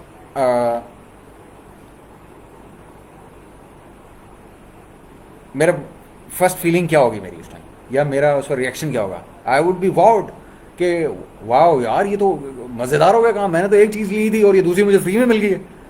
तो मैं तो कहूँगा कि यार आइंदा जाना ये नीवे ही लेना। उसकी वजह यह है कि ये तो मुझे डबल वैल्यू मिल गई है, मैंने खर्च तो किए थे 400 और मुझे मिल गई 200 की चीज़ भी साथ में फ्री, या 300 की चीज़ एक और। तो मैं क्या करूँगा नेक्स्ट टाइम, मैं जब भी जाऊँगा तो मैं नीवे उठाऊंगा और बाद में आगे बेशक काउंटर के ऊपर पूछूं कि जी हाँ जी वो किधर है कंडीशनर, वो कहेगा जी सर अब नहीं है इसकी, अब इसके ऊपर वो फ्री प्रोमो नहीं चल रही कंडीशनर वाली। लेकिन मैं क्योंकि लेके आके उसको पंच करा रहा हूँ तो उस वक्त तो मैं कन्वर्ट हो ही जाऊँगा।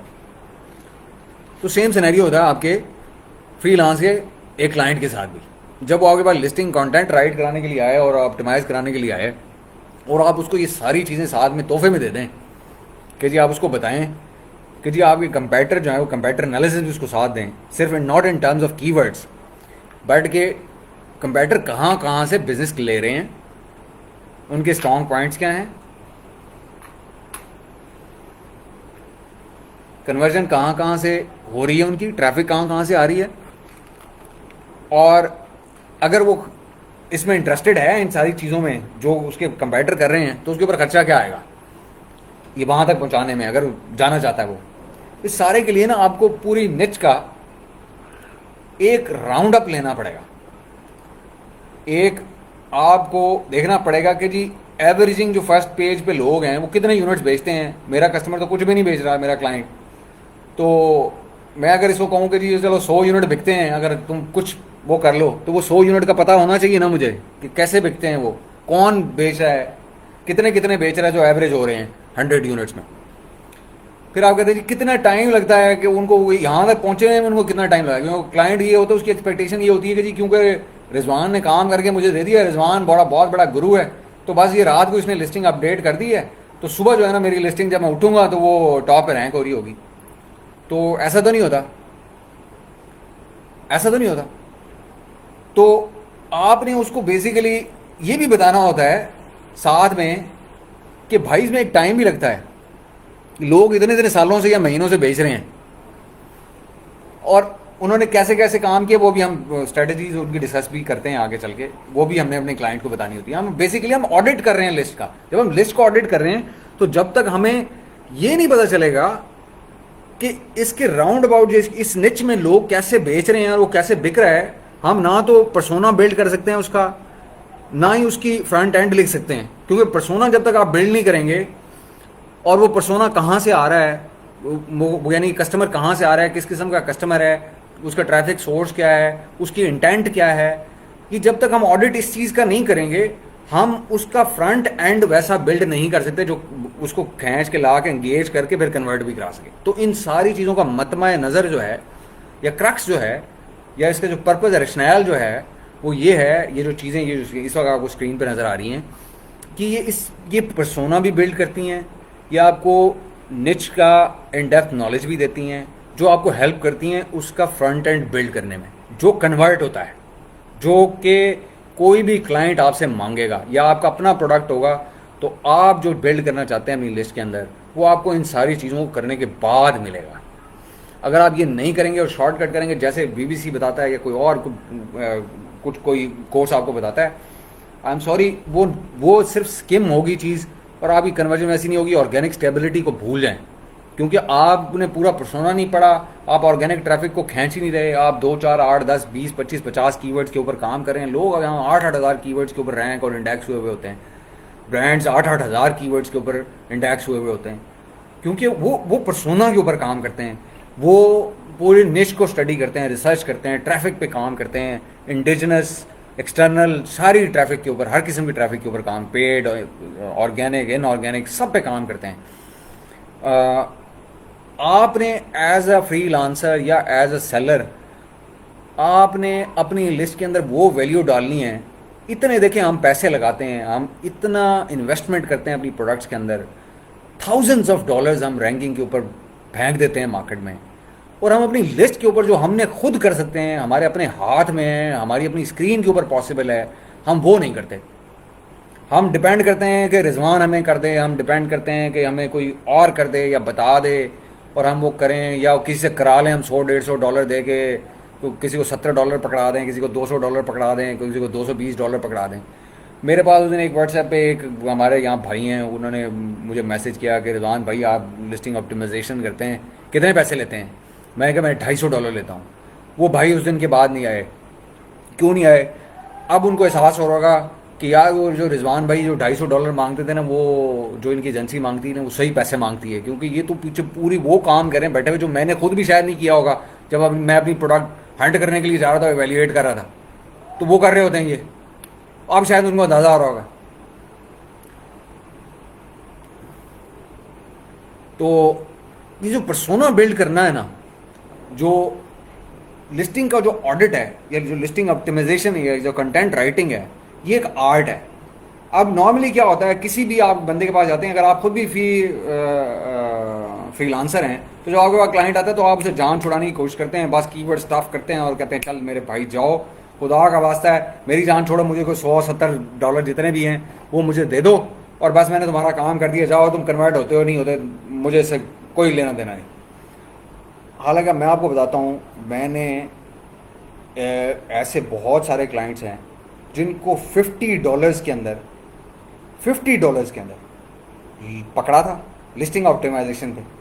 किस ज़माने में? क्यों? उन्होंने कहा जी मेरे पास तो $50 है, मेरे पास पैसे ही नहीं है, मैं तो बहुत गरीब आदमी हूँ, मैं तो दे ही नहीं सकता, मुझे तो लूट के खा गया अमेज़ॉन, मैं जब से बिज़नेस किया मुझे बचा ही कुछ नहीं, मेरे पास तो $50 हैं भाई, ये लेने हैं तो मेरी लिस्टिंग कर दो, कंटेंट राइट कर दो। अब मेरे पास वहाँ दो चॉइसेस थी, या मैं अपनी टीम को जब मैं बताता था तो मेरे पास वहाँ दो चॉइसेस थी, कि एक चॉइस मेरे पास ये थी कि भाई आप ये करें जो सब कर रहे हैं, और एक ये है कि मैं उन्हें कहता था कि इनको वैसे करके दो जैसे कि करना चाहिए, जैसे कि मैं आपको बता रहा हूँ, एक्सप्लेन कर रहा हूँ।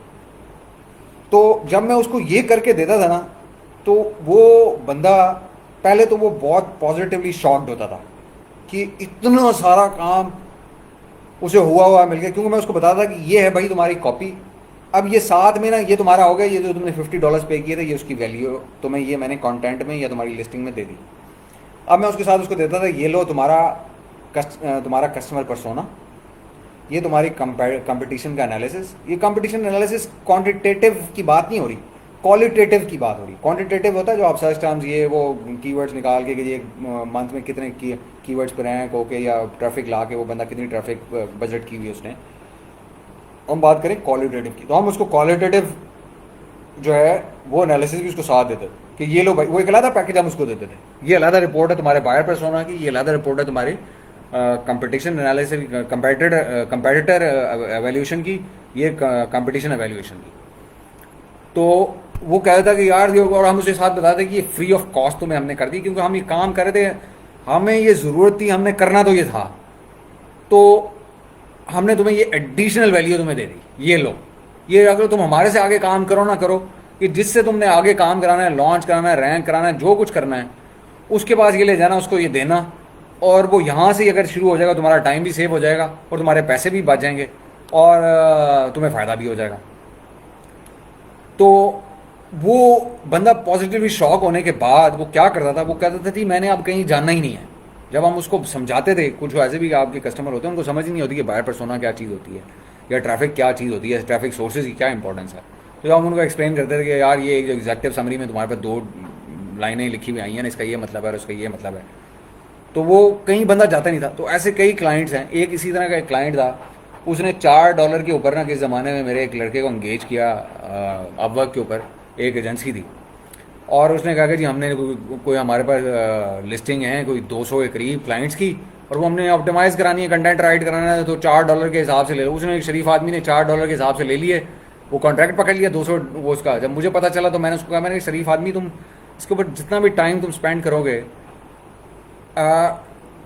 तुम्हें अंदाज़ा ही नहीं कि तुम्हें ये $4 तो क्या, ये तुम $40 भी लो ना तो तुम्हें 2 लोग देंगे जिस लेवल का तुम काम करते हो, लेकिन अब तुमने पकड़ लिया है तो चलो इसको 200 ये जो लिस्ट हैं इसको कर दो। और उस एजेंसी को जब हमने वो 200 लिस्ट करके दी और पीनट्स में उसको करके दी $4 पर आवर के लिहाज से, और उसको साथ बायर पर्सोना भी पकड़ाया उन प्रोडक्ट्स के, और उसकी हमने ट्रैफिक के सोर्सेज भी उसको पकड़ाए, कंपटीशन एनालिसिस भी पकड़ाया और कंपेरेटिव एनालिसिस भी हमने उसको पकड़ाया। तो बिलीव यू मी, इस वक्त वो एजेंसी हमारे साथ काम करती है और वो हम उससे, उस दिन मैं किसी को बता रहा था यहाँ पे, शायद मैंने ग्रुप पे पोस्ट भी डाली थी कि हम जो पहले उसका रिटेनर हम लेते थे $2200-2300 का लेते थे महीने का, तो हमने उसको, ये नई जब टेक्नोलॉजी और ये नई सारी बातें हुई हैं, इसकी रैंकिंग की है जो अभी रिव्यू मैनिपुलेशन वगैरह भी हुई है, तो हमने उससे अब 6300 चार्ज करना शुरू कर दिया पर मंथ। सिर्फ एक एजेंसी की मैं बात कर रहा हूँ, और ये वही एजेंसी है जिससे हमने $4 पर आवर के ऊपर पहली बार हमारा उसका बिजनेस शुरू हुआ था। तो ये जो अपसेल है, जैसे कि मुस्तफ़ा ने अभी लिखा भी हुआ है कि जो अपसेल है आपका, ये फ्रीलांसिंग में इतना बड़ा एज है, कंपेटिटिव एज है आपका, कि वो बंदा आपके साथ काम करेगा, दोबारा कभी ज़िंदगी में किसी और बंदे के पास नहीं जाएगा और आपका मुरीद हो जाएगा। और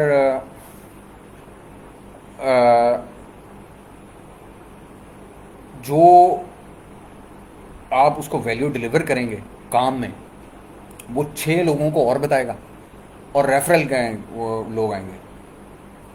रेफरल क्लाइंट्स इतने ज़्यादा आते हैं क्योंकि आपको सबको पता है कि हम यहाँ आपस में एक दूसरे से पूछ रहे होते हैं कि यार वीपीएस कौन सा बेहतर है, यार मैं किससे टूल ले लूँ, किसका बेहतर काम करे। ये जो ये ब्रांड एम्बेसडर बन जाते हैं ना, हम एक दूसरे के इन्फ्लुएंसर्स बन जाते हैं, स्मॉल पॉकेट ब्रांड एम्बेसडर्स बन जाते हैं, इसका इफेक्ट कन्वर्जन पे बहुत हाई रेटेड होता है एज़ कम्पेयर टू एक जनरल ट्रैफिक को आप जो पुल करना चाहें, उसकी कॉस्ट भी बड़ी होती है, एक्विजिशन कॉस्ट उसको बोलते हैं।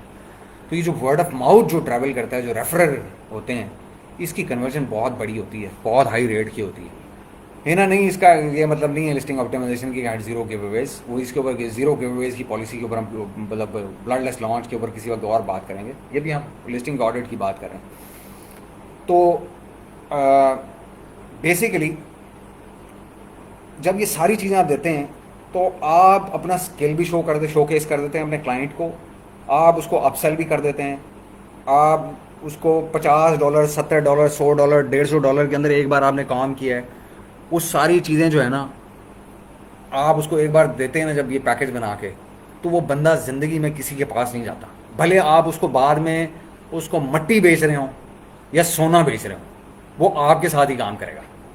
क्योंकि वो कहता है कि इस बंदे को पैसे की तो इसकी, ये तो पैसे वो समझता ही नहीं, ये तो सर्विस माइंडेड आदमी है और ये कस्टमर सेंट्रिक आदमी है, या एजेंसी है या फ्रीलांसर है, और इसने तो हमेशा, मैं इसको नहीं भी कहूँगा तो ये एक्स्ट्रा माइल जाएगा ही जाएगा। मतलब इसने साबित कर दिया है बगैर मेरे कहे, मुझे पुश किए मेरे, इसने ये खुद ब खुद वो कर दिया।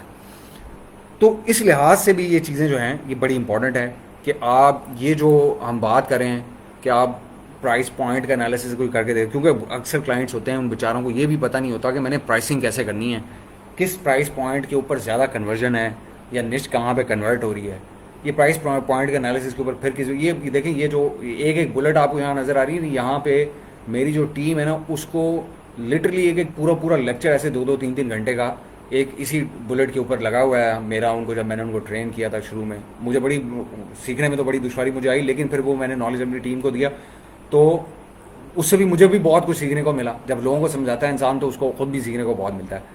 और फिर ये होता है उससे कि एक क्वालिटी टीम आगे बनती है, जिनकी एक मैं बात यहाँ पे करता हूँ ग्रुप के ऊपर कि आपकी ऑब्जेक्टिव अलाइनमेंट जो है ना वो बड़ी इंपॉर्टेंट है।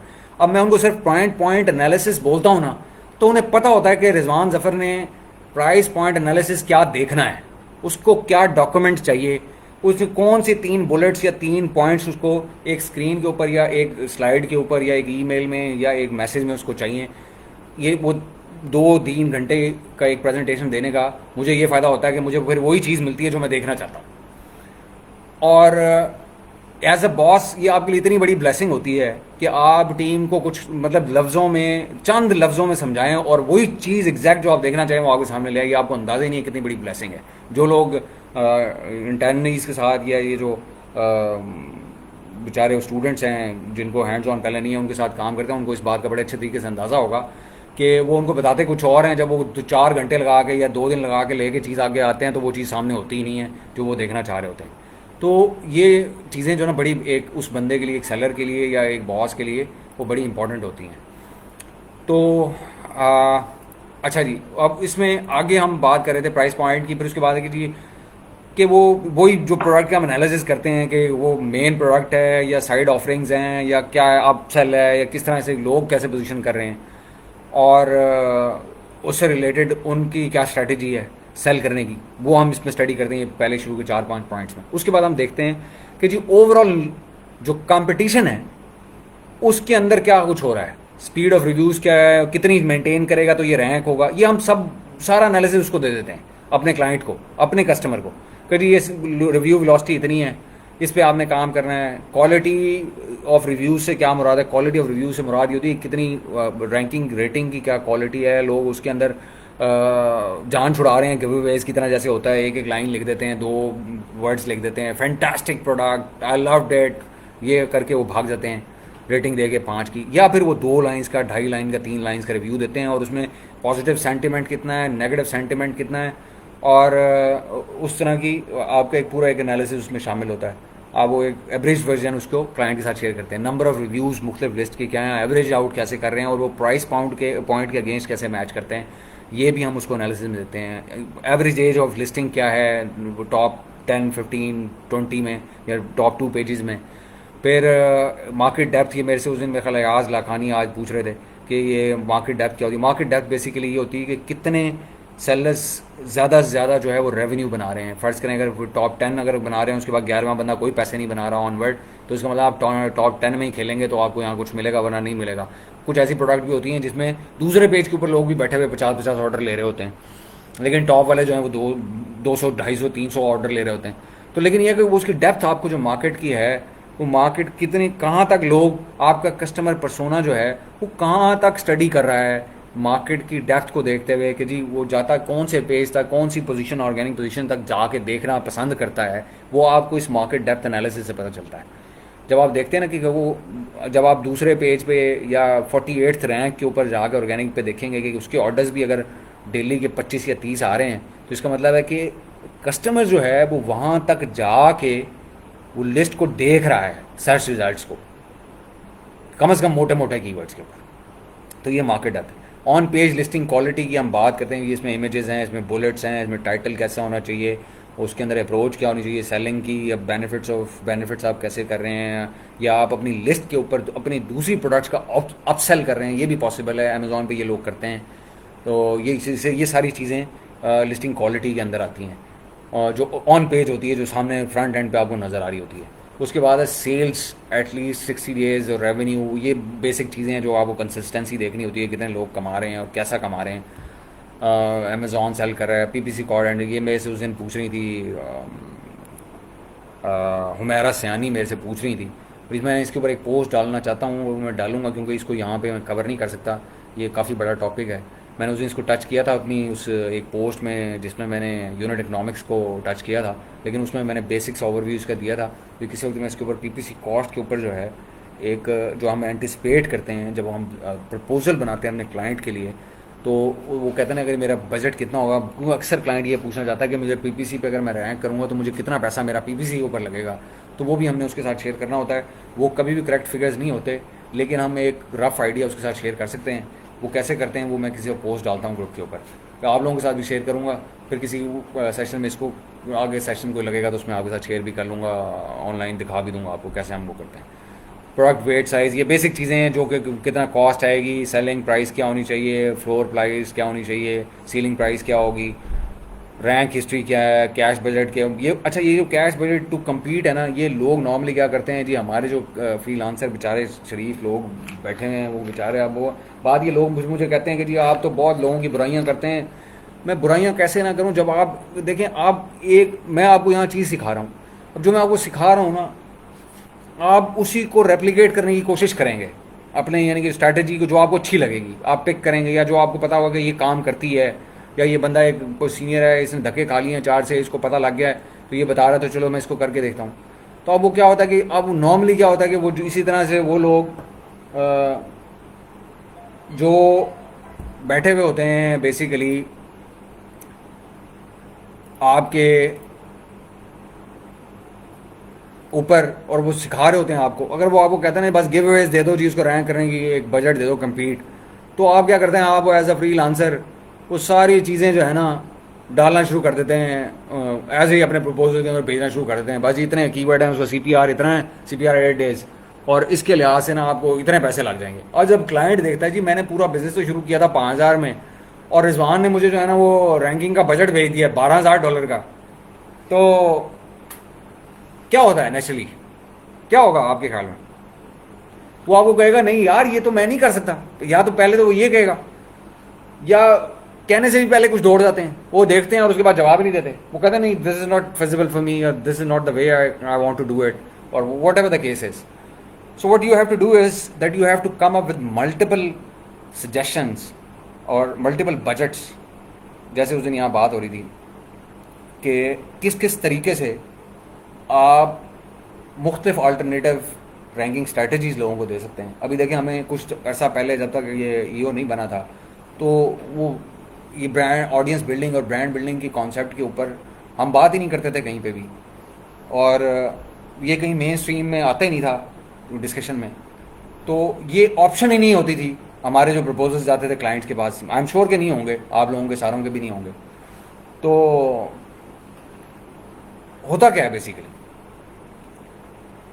होता ये है कि जब जितने ज़्यादा ऑप्शन आप उसको देते हैं तो क्लाइंट के पास उतने ज़्यादा ऑप्शन होते हैं आपके साथ काम करने के, आपके आपको हायर करने के चांसेस, आपकी अपनी कन्वर्जन के प्रपोजल के या आपकी जॉब के बढ़ जाते हैं।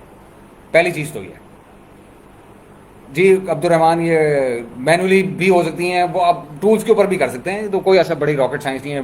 लोड मोर करके आप CSV डाउनलोड कर लें, उसमें आप एक्सेल पे भी कर सकते हैं, आप पेज के ऊपर देख के भी आपको अंदाजा हो जाता है। अच्छा, तो मकसद ये है कि जब आप उसको रेंज ऑफ कैश बजट देते हैं टू कम्पीट, तो क्या होता है अल्टीमेटली उसके बाद ऑप्शंस आ जाती हैं, आपको ना करना भी उसके लिए मुश्किल होना शुरू हो जाता है। अगर आपने सिर्फ गिवअवेज उसको दिए हों कि जी 250 गिवअवेज हैं, $20 का प्रोडक्ट है, $5,000 का बजट है इसकी रैंकिंग का, और उसके ऊपर $800 मैं लूँगा, तो $6,000 लगा लें, और फेसबुक ऐड भी बीच में डाल लें, और ये वो सब ड्रामेबाजी सब बीच में मिलाएं, और आपका जो टोटल एक्सपेंस आएगा ना वो $6,000-6,500 आएगा। वो कहता है शरीफ आदमी मैंने 2,000 में यहाँ पे प्रोडक्ट उठा के 40 भेजे थे, तो मेरे से $6,500 मांग रहे हो जो इसके ऊपर लगा दो, इतना तो मैंने कभी सारी ज़िंदगी में सेविंग नहीं की।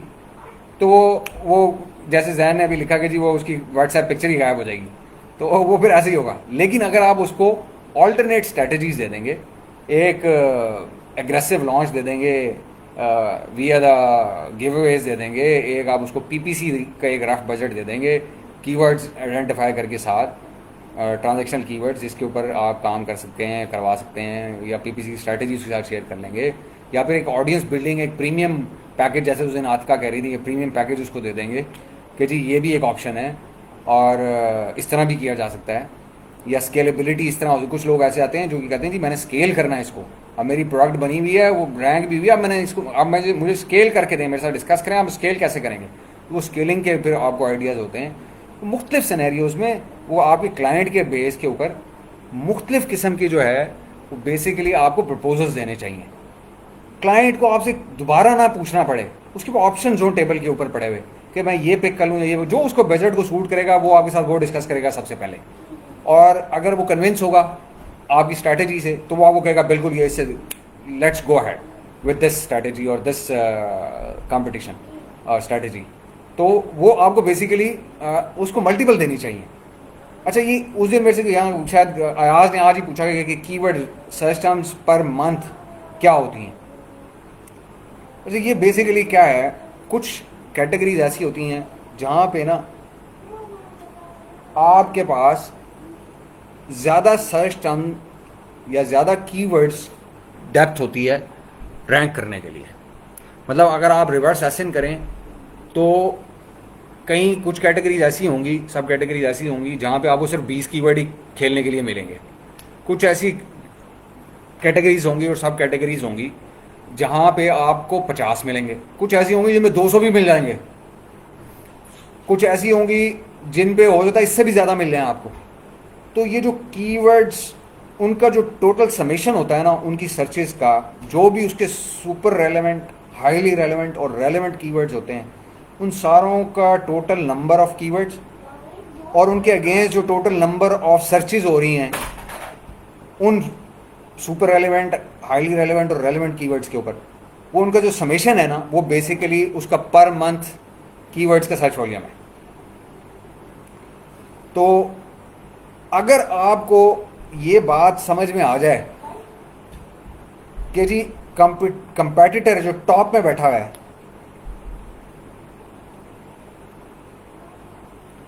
वो कहाँ कहाँ से ट्रैफिक ले रहा है, और मैं इस वक्त जहाँ पे मेरे पास मेरा क्लाइंट आया है वो कहाँ कहाँ से ले रहा है, ये कंक्लूड करके आप उसको दिखा सकें कि जी आप अभी जो भी आपकी पोजीशन है, भले आप 7वें नंबर पे बैठे हैं और आप टॉप वाले के साथ मैच कर रहे हैं, तो वो कितने कितने सुपर रेलेवेंट, हाईली रेलेवेंट और रेलेवेंट कीवर्ड्स के ऊपर से ट्रैफिक उठा रहा है, indigenous traffic on Amazon traffic, और आप कितने पे उठा रहे हैं, और उसका नंबर ऑफ सर्च टर्म्स कितना है, और उसका एडिशनल सर्च वॉल्यूम कितना है जो आपसे ज़्यादा है। तो यहाँ से एक क्लियर आपको उसको पिक्चर नज़र आना शुरू हो जाती है कि जी अच्छा, इतना अगर इन कीवर्ड्स को हमने काम कर लिया तो ये तो एडिशनल ट्रैफिक आना शुरू हो जाएगी। अगर इसमें से अमेज़ॉन की अपनी जो एवरेज कन्वर्जन है, रेट है 10% का, अगर वो भी हमने मैच कर लिया, तो अगर फ़र्ज़ करें 1 लाख एडिशनल सर्च वॉल्यूम आपने आइडेंटिफाई किया, तो उसमें से आपको 10% आपको ऑर्डर्स मिलने हैं, ठीक है, 1 लाख में से, तो 1000 ऑर्डर आपको मिल जाएंगे।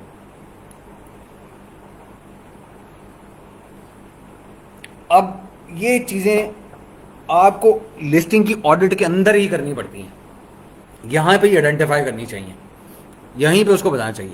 अब इसको नॉर्मली लोग क्या करते हैं, वो कंपेटिटर कीवर्ड एनालिसिस के अंदर ही पार्क करने की कोशिश करते हैं, लेकिन ये एक बिल्कुल डिफरेंट और एक सेपरेट चीज़ है, क्योंकि हम इन कीवर्ड्स को फिर जाके फर्दर एनालिसिस करते हैं। उन कीवर्ड जब हम वो शॉर्टलिस्ट कर लेते हैं कीवर्ड, तो हम ये देखते हैं कि उसकी ट्रैफिक कहाँ से आ रही है। उस ट्रैफिक के आने के जो मीन्स थे वो मैंने उस दिन यहाँ पोस्ट किए थे ग्रुप के ऊपर, कि या तो वो ट्रेडिशनली इंडेक्स हुआ होगा यानी ऑर्गेनिक सर्विस के साथ, या फिर वो फील्ड एसएन इंडेक्स हुआ होगा जो पेड ट्रैफिक होती है, यानी कि यहाँ पीपीसी के थ्रू, या फिर एक्सटर्नल ट्रैफिक के थ्रू। वो उसका पूरा मेथड मैंने यहाँ पे पहले एक पोस्ट में डाला हुआ, मेरे ख्याल में उसकी डिटेल में मुझे जाने की जरूरत नहीं है। जो भी आपको पीपीसी स्पॉन्सर्ड रैंक में कीवर्ड के अगेंस्ट स्पॉन्सर्ड रैंक ना मिल रहा हो और वो फील्ड एसएन इंडेक्स पे इंडेक्स चेकर में नज़र आ रहा हो, इसका मतलब ये है कि वो एक्सटर्नल ट्रैफिक लेके आ रहा है, या वो फेसबुक से आ रही है, या इंस्टा से आ रही है, या वो पिंटरेस्ट से आ रही है, या वो गूगल से आ रही है, या उसकी वेबसाइट से आ रही है, या किसी इन्फ्लुएंसर से आ रही है, कहीं से भी आ रही है, वो ट्रैफिक कहीं बाहर से आ रही है। और आपने वो ट्रैफिक, आप जब उसको सर्च टर्म्स का नंबर बताएंगे और उसकी ट्रैफिक बताएंगे, और साथ उसको ये भी बता देंगे कि ये ट्रैफिक आ कहाँ से रही है,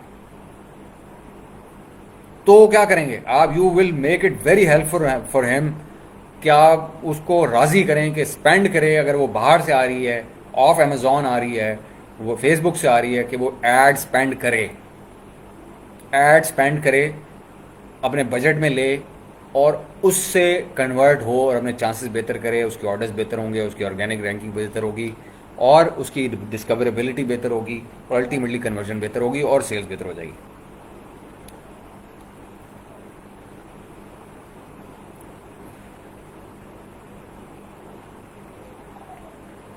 देखिए मुस्तफ़ा, फ्रंट एंड और बैक एंड की दोनों की एक कैपेसिटी है, और उस कैपेसिटी के अंदर रह के आपने काम करना है। उससे हट के जो भी आपने कीवर्ड्स के ऊपर इंडेक्स होना है या ऑप्टिमाइज़ कराना है ना लिस्ट को, तो उसके 2 तरीके होते हैं, और वो होते हैं पेड ट्रैफिक एक, और एक्सटर्नल जिसे हम फेसबुक वगैरह कहते हैं उसके थ्रू आप कराते हैं, या फिर एक आपको पेड ऑन अमेज़ॉन है, वो आपको होता है पीपीसी। आप इंडेक्स करा लें। इंडेक्स जब आप एक किसी कीवर्ड के ऊपर आप हो जाते हैं ना, तो आप डिस्कवरेबल होते हैं, वेदर वो आपके फ्रंट एंड में है या नहीं है, या आपके बैक एंड में है या नहीं है। तो आप ये जो लिस्ट के ऊपर जो फ्रंट एंड है या back and space run out कर जाए, ये नॉन इशू है, लेकिन आप मतलब you still can index your listing for a keyword जो कि आपकी फ्रंट और बैक दोनों में नहीं है स्पेस कंस्ट्रेंट की वजह से, लेकिन आप उसको पेड ट्रैफिक के जरिए एक्सटर्नल या पीपीसी में टारगेट करके इंडेक्स करा सकते हैं, तो उस पर सर्चेबल होना शुरू हो जाएंगे जब आप इंडेक्स हो जाएंगे। तो ये उस पर लेकिन आपका स्पेंड करना पड़ता है आपको, वो फ्री ट्रैफिक नहीं होती, ऑर्गेनिक नहीं होती शुरू में, आप क्योंकि इंडेक्स कर रहे होते हैं, फील्ड एसएन के थ्रू आप आ रहे होते हैं। तो ये यूट्यूब पे नहीं जा रहा आसान। अच्छा, अब क्या होता है, अब आपने उसको ट्रैफिक भी दे दी, हमने बात की कि जी सर्च टर्म्स क्या होती हैं, उसकी ट्रैफिक क्या होती है। और फिर उसके बाद ये चीज़ें आपको वैसे ही पता चल जाती हैं। ये इसके ऊपर मैं एक सेशन करूँगा और जल्द करेंगे इंशाल्लाह ये सेशन, क्योंकि मुझे लगता है कि ये बहुत ज़रूरी है। बहुत सारे लोग इस जगह पे स्टक होंगे कि जी कैसे पता लगे कि वो मतलब कंपटीशन का एनालिसिस हम कैसे करें कि वो स्पॉन्सर ऐड रन कर रहे हैं, उनकी क्या सूरत हाल, अगर वो कहाँ कर रहे हैं, वेबसाइट है तो उससे कैसे ट्रैफिक ले रहे हैं, कैसे स्टडी कर रहे हैं, उसको स्टील कैसे करना है, उसको अपनी तरफ डाइवर्ट कैसे करना है, सोशल मीडिया की प्रेजेंस को अपने लिए फेवरेबल कैसे बनाना है या अपने क्लाइंट के लिए फेवरेबल कैसे बनाना है। आई एम श्योर कि बहुत सारे लोग इस पोर्शन के अंदर स्टकअप होंगे, लेकिन इसका ये इतना बड़ा एक टॉपिक है कि मैं अभी कुछ 40 मिनट पहले सेशन से पहले किसी के साथ डिस्कशन कर रहा था यहाँ ग्रुप के ऊपर ही, वो किसी और हवाले से थी, तो उसमें हम ये चीज़ें सारी डिस्कस कर रहे थे। तो ये एक बहुत बड़ी ये एक अलहदा दुनिया है, ये जो ट्रैफिक जो बाहर से आपकी आ रही होती है और उसको मैक्सिमाइज़ कैसे करना है अपने लिए और अपने क्लाइंट के लिए, ये हम किसी सेशन के अंदर कवर करेंगे। लेकिन क्योंकि ये पोस्ट वहाँ पे मौजूद है तो आप इसको पढ़ वहाँ से सकते हैं कि ये कैसे कैसे होती है। तो इससे आपको क्या होता है, ये है जी आपका टोटल जो लिस्टिंग का ऑडिट है। अब मैं इसके अंदर मैंने कहीं ये कवर नहीं किया और ना मैं करूँगा कि जी वो लिस्टिंग ऑप्टिमाइजेशन कैसे होती है, क्योंकि उसका बहुत सारा मटेरियल इन राइटिंग में लिस्टिंग ऑप्टिमाइजेशन के टॉपिक टैग जो है हमारा ग्रुप का उसमें मौजूद है। उसमें हर फील्ड को अलग-अलग हमने डिस्कस किया हुआ है। कामरान शमीम ने मेरे से पूरा नॉलेज एक्सट्रैक्ट किया उसके अंदर, जो कामरान शमीम के लिए पॉसिबल था ग्रुप के ऊपर रहते हुए करना, वो सारा एक्सट्रैक्ट मेरे ख्याल में कामरान ने कर लिया। अगर कोई रह गया होगा तो मेरे से पूछेंगे अपनी कैटेगरी से स्पेसिफिक, तो मैं आपको जवाब यहाँ पे ग्रुप पे दे दूंगा। तो ये है बेसिकली लिस्टिंग ऑडिट। अभी आई एम श्योर कि आप में से बहुत सारे लोग एम्बर मुश्ताक को जानते होंगे। उनका एक प्रोडक्ट है, उन्होंने मुझे 4 दिन 5 दिन से, बल्कि हफ्ता ही शायद हो गया, एक प्रोडक्ट अपना दिया हुआ है और उसका लिस्टिंग ऑडिट के लिए। और वो उनकी ख्वाहिश ये थी कि उसका लिस्टिंग ऑडिट मैं खुद करूं। तो वो इतनी बड़ी चीज़ है कि मैं अभी तक एम्बर मुश्ताक को उसकी रिपोर्ट नहीं दे सका। क्यों नहीं दे सका? क्योंकि मैं इसको दोनों तरह लिहाज से, कि मैं अपने लड़के को किसी को पकड़ा दूं, इस लिहाज से भी इसको अनएथिकल समझता हूं, क्योंकि मैंने कमेटी ये किया था कि मैं खुद करूंगा, उसको देखूंगा, क्योंकि वो एक लिस्ट ऐसी जगह पहुंची हुई है, फंसी हुई है कि कुछ समझ नहीं आ रही। और ये भी मैं नहीं चाहता था कि जी बस एक शॉर्ट हैंड करके और एम्बर को पकड़ा दूं कि ये लें एम्बर, बस आपकी लिस्ट हो गई और चलें बस ये काम करते हैं जाके। तो उसका मुझे, क्योंकि पर्सोना खुद बिल्ड करना, सब कुछ करना, तो उसके ऊपर टाइम लगता है। तो मैं आपको बताने की कोशिश कर रहा हूँ कि अपने क्लाइंट को या अपने कस्टमर को 24 आवर्स का टाइम मत दें अगर आपने इस तरीके से लिस्टिंग को ऑडिट करना है, क्योंकि आप इसमें 24 आवर्स में भी ये काम नहीं कर सकेंगे। अगर आप 8 घंटे सोने के निकाल दें, 2 घंटे खाने पीने के निकाल दें, तो 14 घंटे में भी आप ये काम नहीं, क्योंकि 14 घंटे मुसलसल इंसान काम नहीं कर सकता और 14 घंटे में भी ये पॉसिबल नहीं है ये सारा काम करना। इस पर कम से कम 48 आवर्स लगते हैं अगर आप स्ट्रेट अवे एक ही टास्क के ऊपर काम करें। इसको जस्टिफाई करने में कम से कम एक कोई भी लिस्ट आप उठा के अमेज़ॉन के ऊपर से अपने किसी क्लाइंट की, अगर आपने पहले नहीं की तो इस तरह करके ज़रूर देखें। लोगों को मैं बार बार ये कहता हूँ कि मेरी पोस्ट को पढ़ने के बाद सिर्फ उसको सेव ना करें, उसको पढ़ के भूल ना जाएं, उसको हैंड्स ऑन करें। अभी भी मैं आपको बता रहा हूँ और ये मैं अल्लाह से डर की बात कह रहा हूँ कि इस वक्त जो नॉलेज मौजूद है ग्रुप के अंदर, अगर आप उस सारे को tabs wise, topic tag wise अगर आप उसको एक्सप्लोर करें, तो वो बाकी सारी जगहों से बहुत ज़्यादा नॉलेज इस वक्त भी इस छोटे से प्लेटफॉर्म के ऊपर 3 महीने में अवेलेबल है, जो कि शायद बड़े से बड़े प्लेटफॉर्म के ऊपर भी इस वक्त अवेलेबल नहीं होगा। और वो टू द पॉइंट और एग्जैक्ट नॉलेज है, first hand from the front hand उससे नॉलेज है। उसको यूटिलाइज़ करें और वो यूटिलाइज़ करने का बेहतरीन तरीका ये है कि आप उसको पढ़ें और उसके बाद उसका हैंड्स ऑन करें। ज़रूरी नहीं है कि आपका कोई क्लाइंट हो, आप सेलर सेंट्रल में घुसें तो ही आप ये काम करें। आप किसी दोस्त को कहें कि मुझे कोई भी जैसे ये फूड स्टोरेज ऑर्गेनाइजेशन सेट्स का हम एक वो कर रहे थे, उसको कहें कि भाई जिसके पास उसकी एक्सेस हो, बल्कि मैं कोशिश करता हूँ अपनी टीम को कहूँगा कि इन सारी कैटेगरीज़ की जो मेन कैटेगरीज जो यूज़ होती हैं पाकिस्तानी सेलर्स की या गोरों की, उन सारों की जो BTC जो है वो इकट्ठी करके डाउनलोड करके यहाँ पे फाइल सेक्शन में रख दें, ताकि हर बंदा वहाँ से एक्सेस करके उसको डाउनलोड करके उसको खुद पॉपुलेट करके उसको यूज़ केस बना के उसे सीख सके। मेरा एक पर्पज़ है सिर्फ और सिर्फ, और वो पर्पज़ ये है कि मैंने किसी से आपसे टका नहीं लेना और मैंने आप सारों को चैम्पियन बनाना है। क्योंकि जब मैं ही काम करने घुसा था तो मुझे बताने वाला कोई नहीं था। और जब मुझे बताने वाला कोई नहीं था तो जितने बड़े बड़े नाम भी थे ना, जो मुझे लोग आप कहते हैं जी गालियाँ निकालते हैं आप उन्हें, मैं किसी को गालियाँ नहीं निकालता, लेकिन I was truly and really hurt by the fact कि ये चीज़ें नहीं हैं अवेलेबल उन लोगों के लिए जो सीखना चाहते हैं, समझना चाहते हैं और करना चाहते हैं। ये कोई प्लेटफॉर्म नहीं करेगा, ना करते हैं वो। उनका ऑब्जेक्टिव कुछ और है, हमारा ऑब्जेक्टिव कुछ और है। हम अपने ऑब्जेक्टिव के ऊपर रहना चाहते हैं और हम ये चाहते हैं कि हम यहाँ लोगों को, जो कम से कम ये 1800 2000 लोग हैं, हम नहीं चाहते हमें 50,000 लोग मिले। हम कहते हैं हम ये 1800 में से 10% लोगों को भी अगर तैयार कर लें, 180 फ्रीलांसर एक चैंपियन किस्म का कर लें, तो वो साथ में 1800 को खुद ब खुद लेके चल पड़ेगा। जब टीम की उसके बाद काम इतना ज़्यादा हो जाएगा कि उसको लोगों को खुद साथ अटैच करना पड़ेगा। और ये चीज़ें वक्त के साथ साथ आपको आइडिया होगा कि जब आप ये हैंड्स ऑन करना शुरू करेंगे ना, देखें इसको लाइटली मत लें। मैं आपको बार बार, अगर आप अपने खुद सेलर हैं या अगर आप सेलिंग करना चाहते हैं फ्रीलांस की, तो सिर्फ ये काम करें काइंडली कि जो भी कोई सेक्शन होता है या हम कोई पोस्ट डालते हैं उसके ऊपर प्रैक्टिकली उसको इस्तेमाल करें, उसको लाइट मत लें, सिर्फ पढ़ के मत छोड़ें। आप में से बहुत सारे लोग दूसरे प्लेटफॉर्म के भी आए हुए हैं। अगर कोई ऐसा केस होता तो मैं इन सारों को बाहर निकाल देता। मेरा ये ऑब्जेक्टिव नहीं है। मेरा ऑब्जेक्टिव सिर्फ ये है कि जो लोग मेरी तरह जलीलो ख्वार हुए हैं और होते हैं और अभी भी उनको सिरे नहीं मिल रहे, उनको सिरा पकड़ाया जाए कहीं से। हर चीज़ का वो सिरा पकड़ाया जाए जिसे क्वालिटी रिसोर्स, और वो सिर्फ वो बातें ना हो कि जी आपने एक कोर्स पढ़ लिया और जाएं बस अब आप $2000 बना सकते हैं। मैं आपको बताऊं, मैंने सिंगल हैंडेडली $2000 से ज़्यादा पैसे कमाए हैं, $5000 से भी कमाए हैं। मैं उस दिन बता रहा था किसी बंदे को कि मैं सिर्फ एक सर्विस दे के, मैं किसी दिन मैं बता रहा था, मैं सर्विस का नाम नहीं अभी बताना चाहूँगा क्योंकि अभी वो आगे की चीज़ आपके लिए, वो मैंने एक महीने में उससे $18,000 का बिजनेस किया अपनी एजेंसी के लिए, अपने लोगों के लिए। $18,000 का एक स्किल से, जस्ट वन। तो अगर आप चीज़ें प्रॉपरली करते हैं और उसमें आप स्पेशलाइज करना शुरू कर देते हैं, किसी एक चीज़ के अंदर स्पेशलाइज भी कर लें अगर आप, तो इतना बिजनेस है, इतना काम है कि आपकी सोच है। इंडेक्स करना कोई मुश्किल नहीं है, ट्रेडिशनल इंडेक्सिंग, ये फैज़ान इसको, ये तो आप सिंपल अपना एसेंट डालें और साथ कीवर्ड डालें तो ये ट्रेडिशनल इंडेक्स विद 8-10 सर्चें करेंगे तो वो हो जाएगा खुद ब खुद ही। और फील्ड एसेंट मैं पहले बता चुका हूँ कि एक्सटर्नल ट्रैफिक से होता है या फिर वो पेड ट्रैफिक पीपीसी से होता है। अच्छा, नेक्स्ट टाइम मैं कोशिश करूँगा कि लेमैन टर्म्स में वो करूँ। अब मसला ये है कि ये सारा टेक्निकल नॉलेज है। अब मुझे समझ ये नहीं आती कि मैं अमेज़ॉन में जो वो प्रोडक्ट फीड है, जिसे यहाँ लोकल में फ्लैट फाइल कहते हैं, अब मैं उसको उर्दू में क्या कहूँ। अब मुझे ये भी समझ नहीं आती। आप, मैं समझ रहा हूँ आप क्या कहना चाह रहे हैं, लेकिन मेरा मसला ये है कि अगर मैं किसी और लफ्ज़ में उसको समझाऊँगा तो आप उसको जाके ढूंढेंगे कैसे और उसको समझेंगे कैसे और रिप्लाई कैसे करेंगे और गोरे को कम्युनिकेट कैसे करेंगे।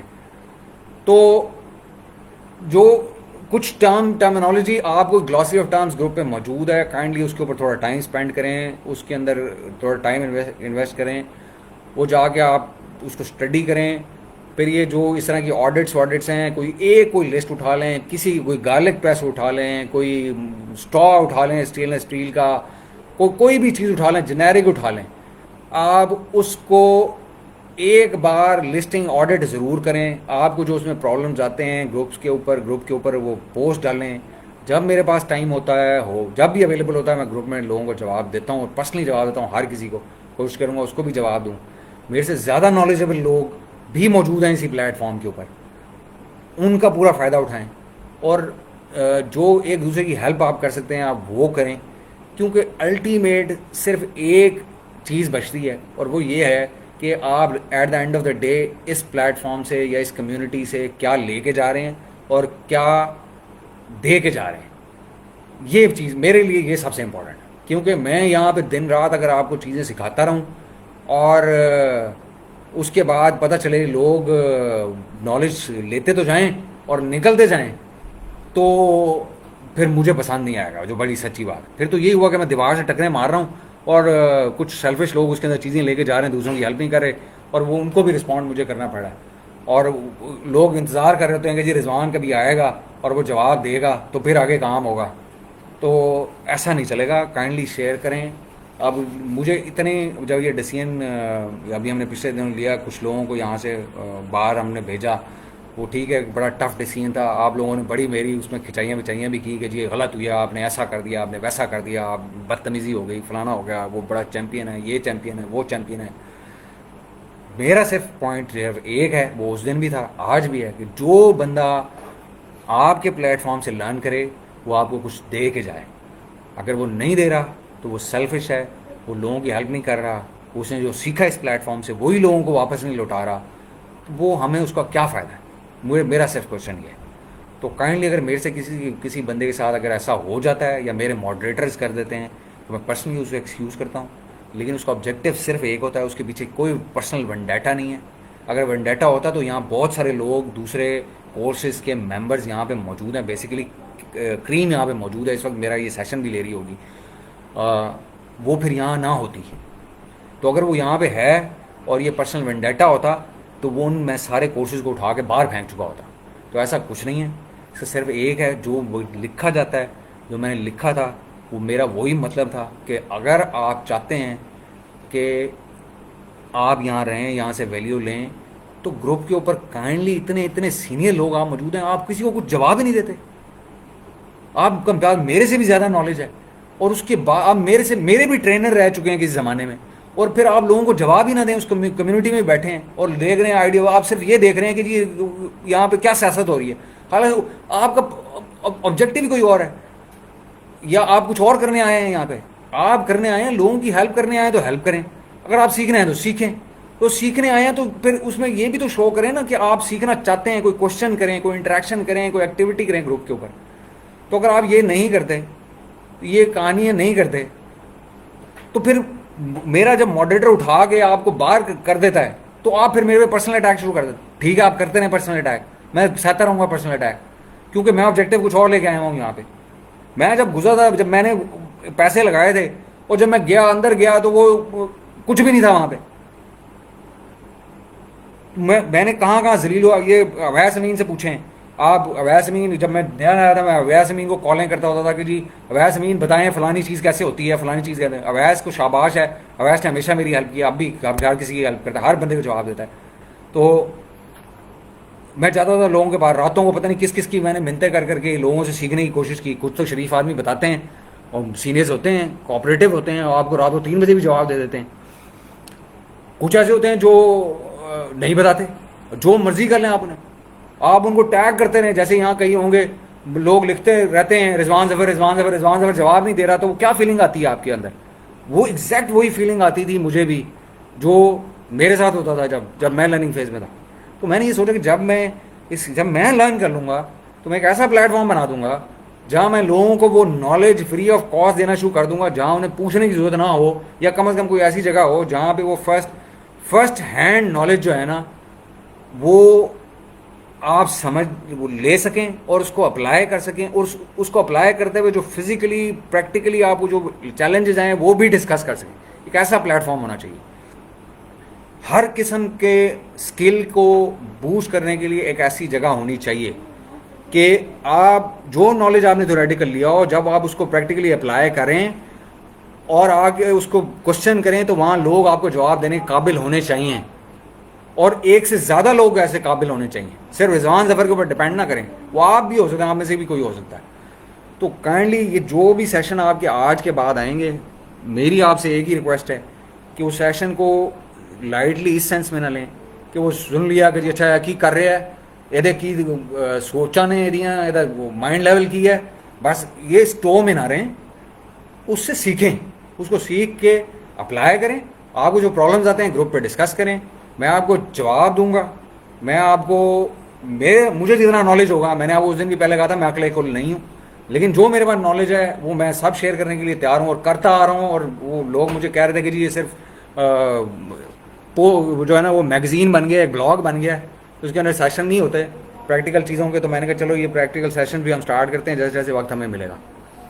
तो बस मेरा आपसे कहना यही है कि जब भी आप किसी क्लाइंट के साथ वो करें तो उसको एक अपना अपसेल दें, और अपसेल उसका प्रॉपर वे में होना चाहिए।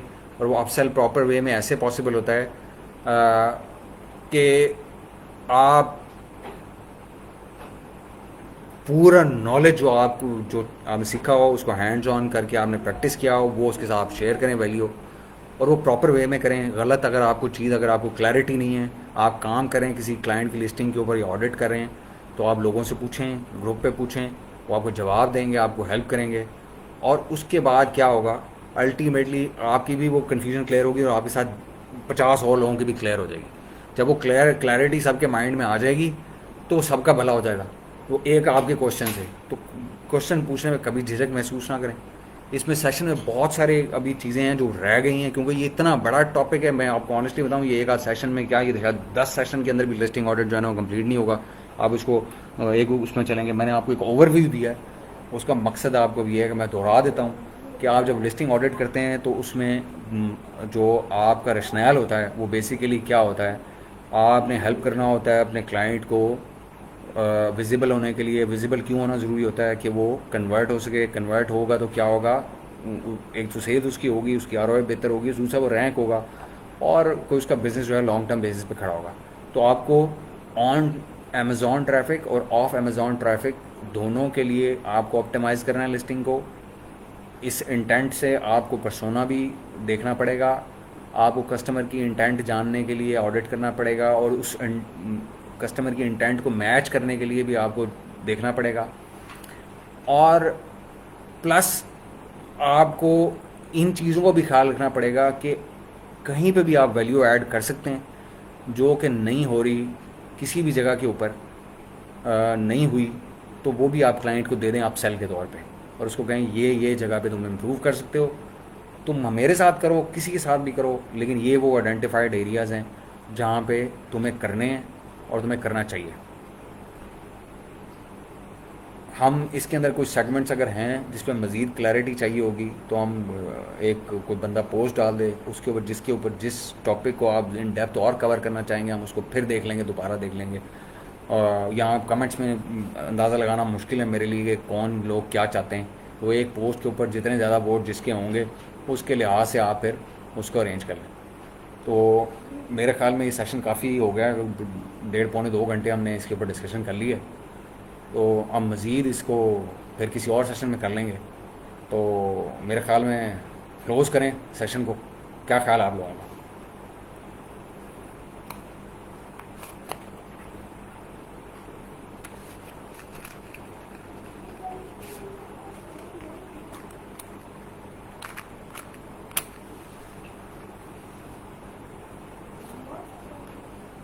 मुझे कोई जवाब ही नहीं आ रहा। मुझे लगता है कि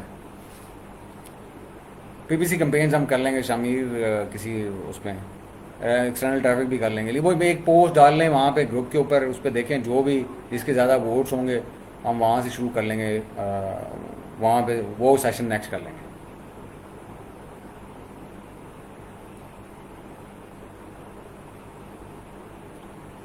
चलें जी फिर, अल्लाह हाफिज़। आप लोगों का शुक्रिया, आपने ज्वाइन किया, और मेरा ख्याल है काफ़ी चीज़ें क्लियर हो गई होंगी। अगर नहीं हुई तो फिर नेक्स्ट उसमें सेशन के अंदर हम किसी वक्त बैठ के उसको मज़ीद क्लैरिटी जो है ना वो कर लेंगे। इंटर्नशिप प्रोग्राम आके ज़रूर आएगा इंशाल्लाह, हम उसके ऊपर काम करें और हमारी पूरी नीयत यही है कि वो काम हो जाए।